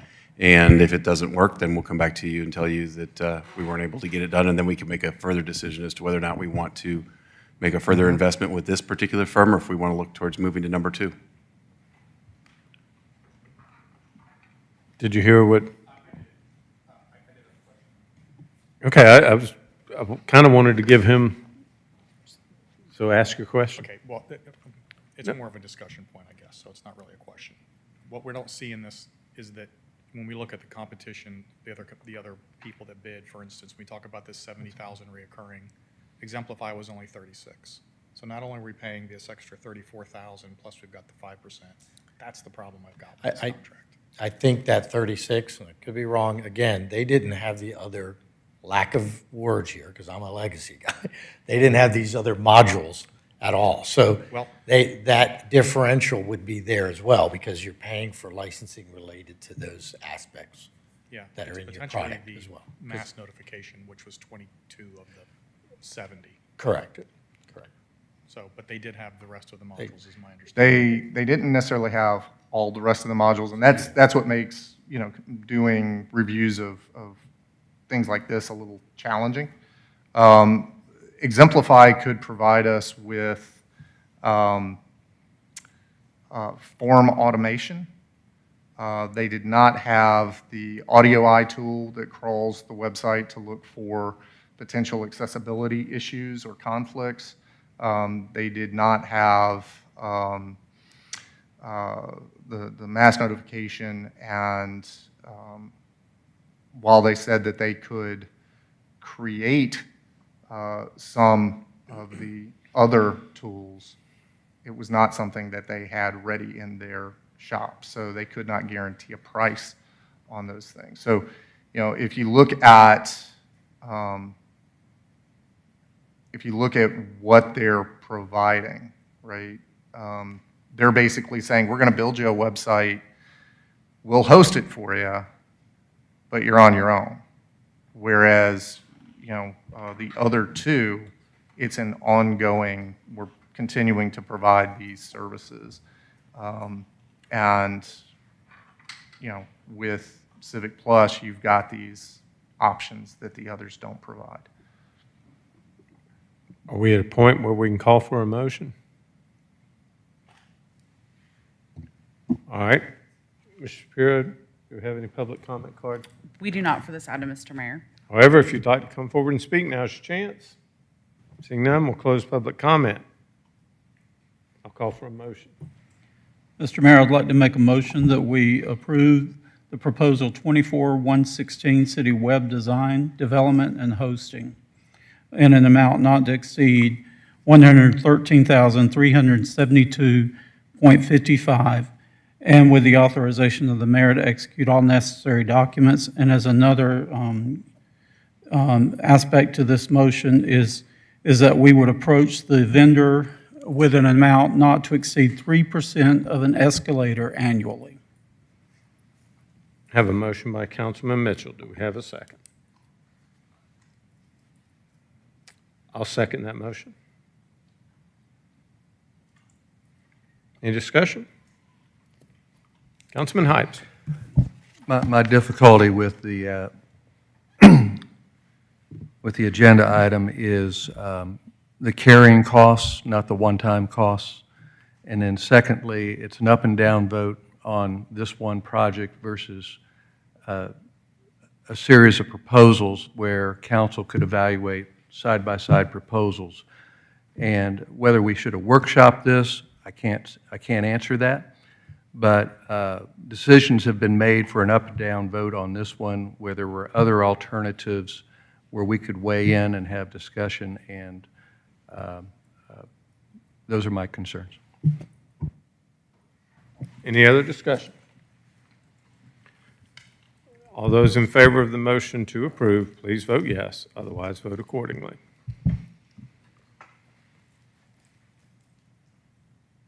And the motion fails.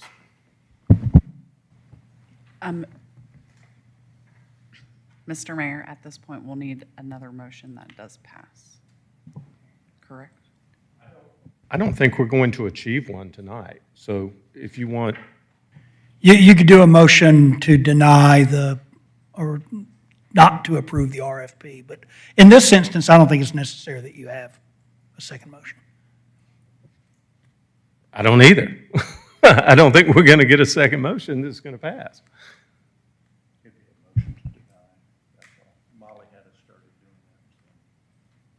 It's always cleaner to have a motion to deny, but in an instance where, as Councilman Hype said, you have an up or down vote, if it votes down. Let's if call the for a up motion vote to deny, failed, just get it over with. Mr. Mayor, make a motion to deny this agenda item. It's a safer way. Yes. Second. Have a motion to deny by Councilman Will, second by Councilman Dorito. All those in favor, please vote yes. Otherwise, vote no. And the motion to deny does pass.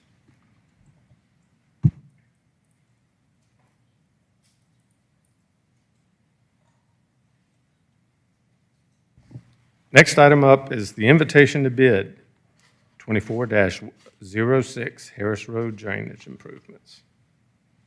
Mr. Sisevich, you have the floor. Good evening, Mayor and Council. Tonight is a bid for construction along Harris Road Drainage Improvement Projects. Long story short, there is no curb and gutter along this 350-foot stretch, so everything is eroding away. We're going to install curb and gutter, 2-foot beauty strip, and sidewalk. We received multiple bids.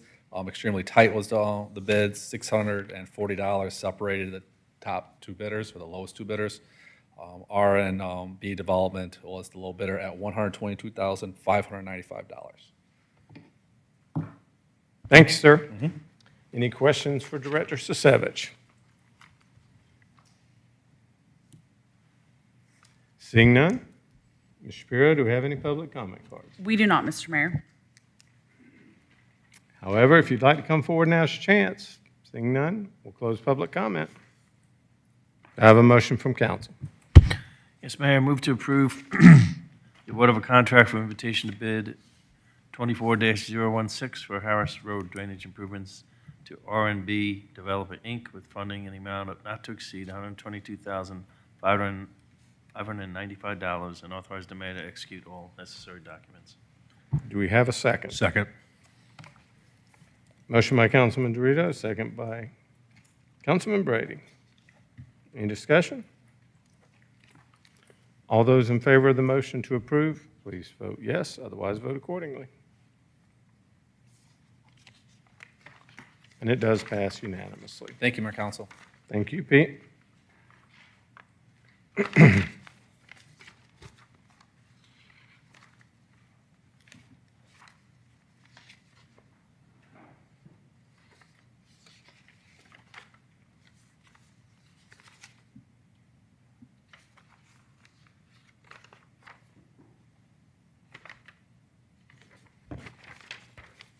Next item up on our agenda is the resolution for the True North expansion of Community Improvement District. Mr. Lagerbloom. I'm actually going to ask Lance to handle this quick presentation tonight. Good evening, Mayor and Council. Before you tonight is a proposed expansion by the CID, which is a regular occurrence under Georgia law, being that the CID does have a coverage area within the city of Alpharetta. Whenever they do an expansion, they have to seek approval from each jurisdiction in which they are a part of. This proposed expansion is about 24 parcels, only about 8 of which are in the city of Alpharetta. All non-consenting parcels, the 4 of them, I believe, according to Director Cook's analysis, were in the city of Roswell. But we also have representatives from the CID with us tonight, Mr. Tim Perry and Alex Battle. And I'll turn it over to those gentlemen for any further questions.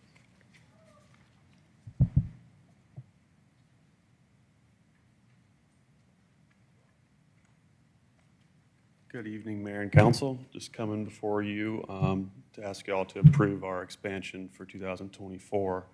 All of our parcels within the city of Alpharetta that are going to be added into the district are consenting owners. Any questions? Any questions? Thanks, sir. Ms. Shapiro, do we have any public comment cards? We do not, Mr. Mayor. However, if you want to come forward and speak, now's your chance. Seeing none, we'll close public comment. Do I have a motion from council? Yes, Mr. Mayor, I make a motion that we adopt the resolution consenting to the expansion of True North 400 Community Improvement District. Excuse me, gentlemen. Was the title of the resolution read? I don't believe it was. I will read it, withdraw my although- motion until the resolution is Although read. the description of it was almost verbatim, the resolution. Let me pull it back up for you. Yeah, I didn't have that. It needed to be read on my agenda. It is a resolution by the mayor and council of the city of Alpharetta consenting to expansion of True North 400 Community Improvement District. Thanks, sir. Make a motion that we adopt the resolution as read. I'll second that. Have a motion by Councilman Heitz, second by Councilman Mitchell. Any discussion? Yeah, I'd like to say something, Mr. Mayor. You have the floor. Yeah, I just, Alex and Tim, really appreciate True North 400. You guys have been great partners. I found out yesterday, or a day before it was, it's a 21-year partnership, and that's remarkable. And of course, I was just on your website a short time ago and see all of the projects that the CID has been involved in and are involved in. But I think back to just a couple of days ago with the Alpha Loop extension, $250,000 from the CID for that beautiful section of the Alpha Loop. So, so much appreciate what you guys are doing and continue to do, and that I hope we can do in the future. So, thank you. Thank you. And All those in favor of the motion to approve the resolution for True North expansion of the Community Improvement District, please vote yes, otherwise vote accordingly. And it does pass unanimously. Thank you. Really value our partnership and look forward to seeing what all we can continue to accomplish going down the road. So thank you, guys. Thanks, gentlemen, and thank you for your patience to sit here until 10 o'clock at night. Next agenda item is the First Amendment to an intergovernmental agreement. Oh, no, I've already mentioned. Yes, this is the lease. So the First Amendment to the intergovernmental agreement, lease of certain property to Alpharetta Development Authority. Lance, you have the floor. Thank you, Mr. Mayor. Before you, Mayor and Council, is a proposed amendment to an existing IGA between the city and the Alpharetta Development Authority. And this is relating to the sublease that Tech Alpharetta is under at a city-owned facility. As I'm sure all of you are aware, Tech Alpharetta has been headquartered at a city-owned facility on Webbridge Road for a number of years. Understandably, recently, Public Safety has indicated they need the space acquiesced back, and as such, staff has been working with Tech Alpharetta to identify new space within the city, and that space has been identified and a lease has been signed. However, there is going to be required build-out of this new space. The current sublease that Tech Alpharetta is operating under is set to expire on June 30th of this year. So as such, given this proposed build-out, the proposed lease would carry the terms for another 3 months through September 30th of this year. And so I also want to acknowledge Mr. Pat Sisko, who is a member of our board who is here in the audience in support of this item tonight. And if approved, this would go before the Alpharetta Development Authority in their meeting tomorrow at 6 p.m. And with that, take any questions the council may have. Any questions for Mr. Marcel? Thank you, sir. Ms. Shapiro? We have no public comment cards, sir. However, if you'd like to come forward, now's your chance. Seeing none, we'll close public comment. Do I have a motion from council? Mayor, I move to approve as presented in the governmental agreement between the city and the Development Authority of Alpharetta for the lease of certain property located at 2970 Webbridge Road, and authorize the mayor to execute the necessary documents for the time period outlined in the staff report. Second. I have a motion by Councilman Doritos, second by Councilman Brady. Any discussion? Seeing none. All those in favor of the motion to approve as outlined, please vote yes.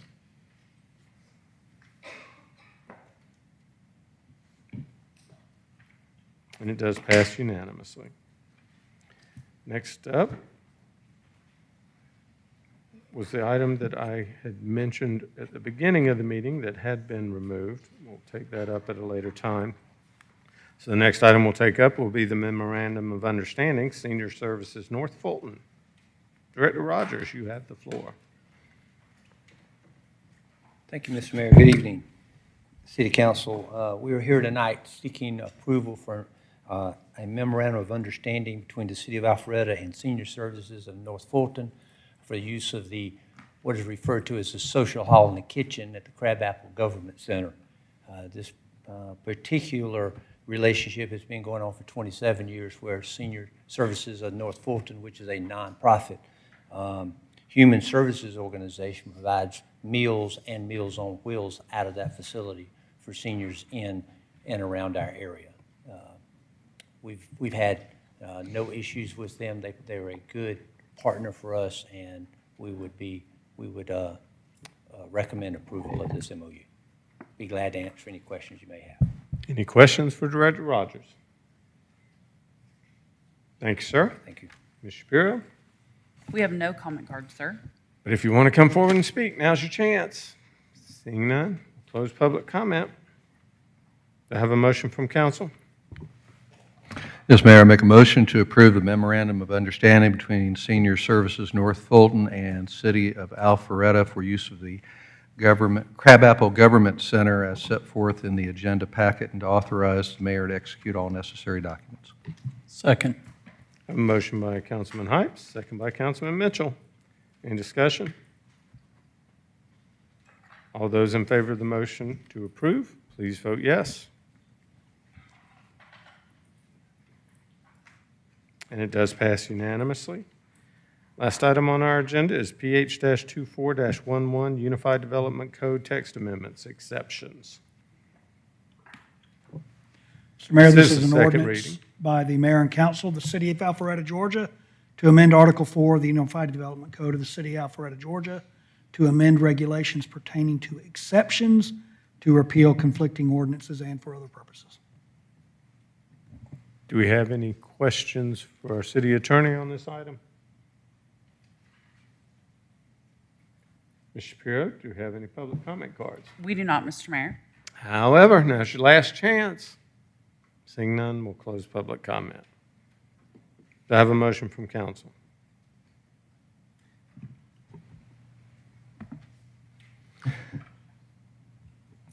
Yes, I believe we do have a motion. Where's Dan when you need him? Mayor, I make a motion that we approve PH-24-11 Unified Development Text Code Amendments Exception. Second. I have a motion by Councilman Heights, second by Councilman Brady. Any discussion? All those in favor of the item, please vote yes.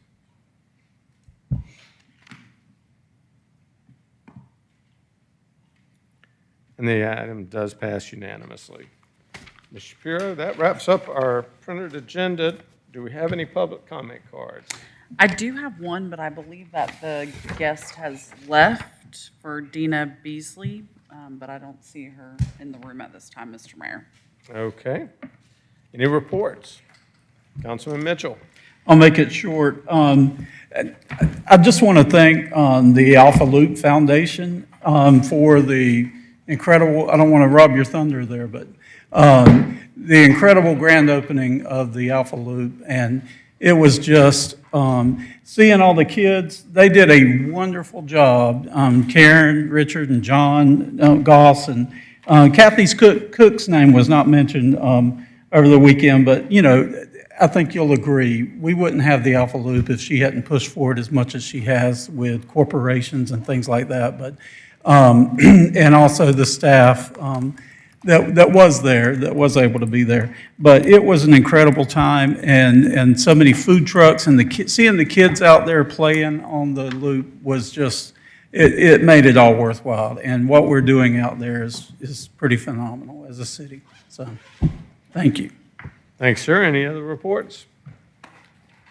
Seeing none, we do not have an executive session this evening, do we, Mr. Lagerbloom? So I'll call for a motion to adjourn. I have a motion by Councilman Heights, second by Councilman Will, to adjourn. Any discussion? All those in favor of the motion to adjourn, please vote yes. And it does pass unanimously.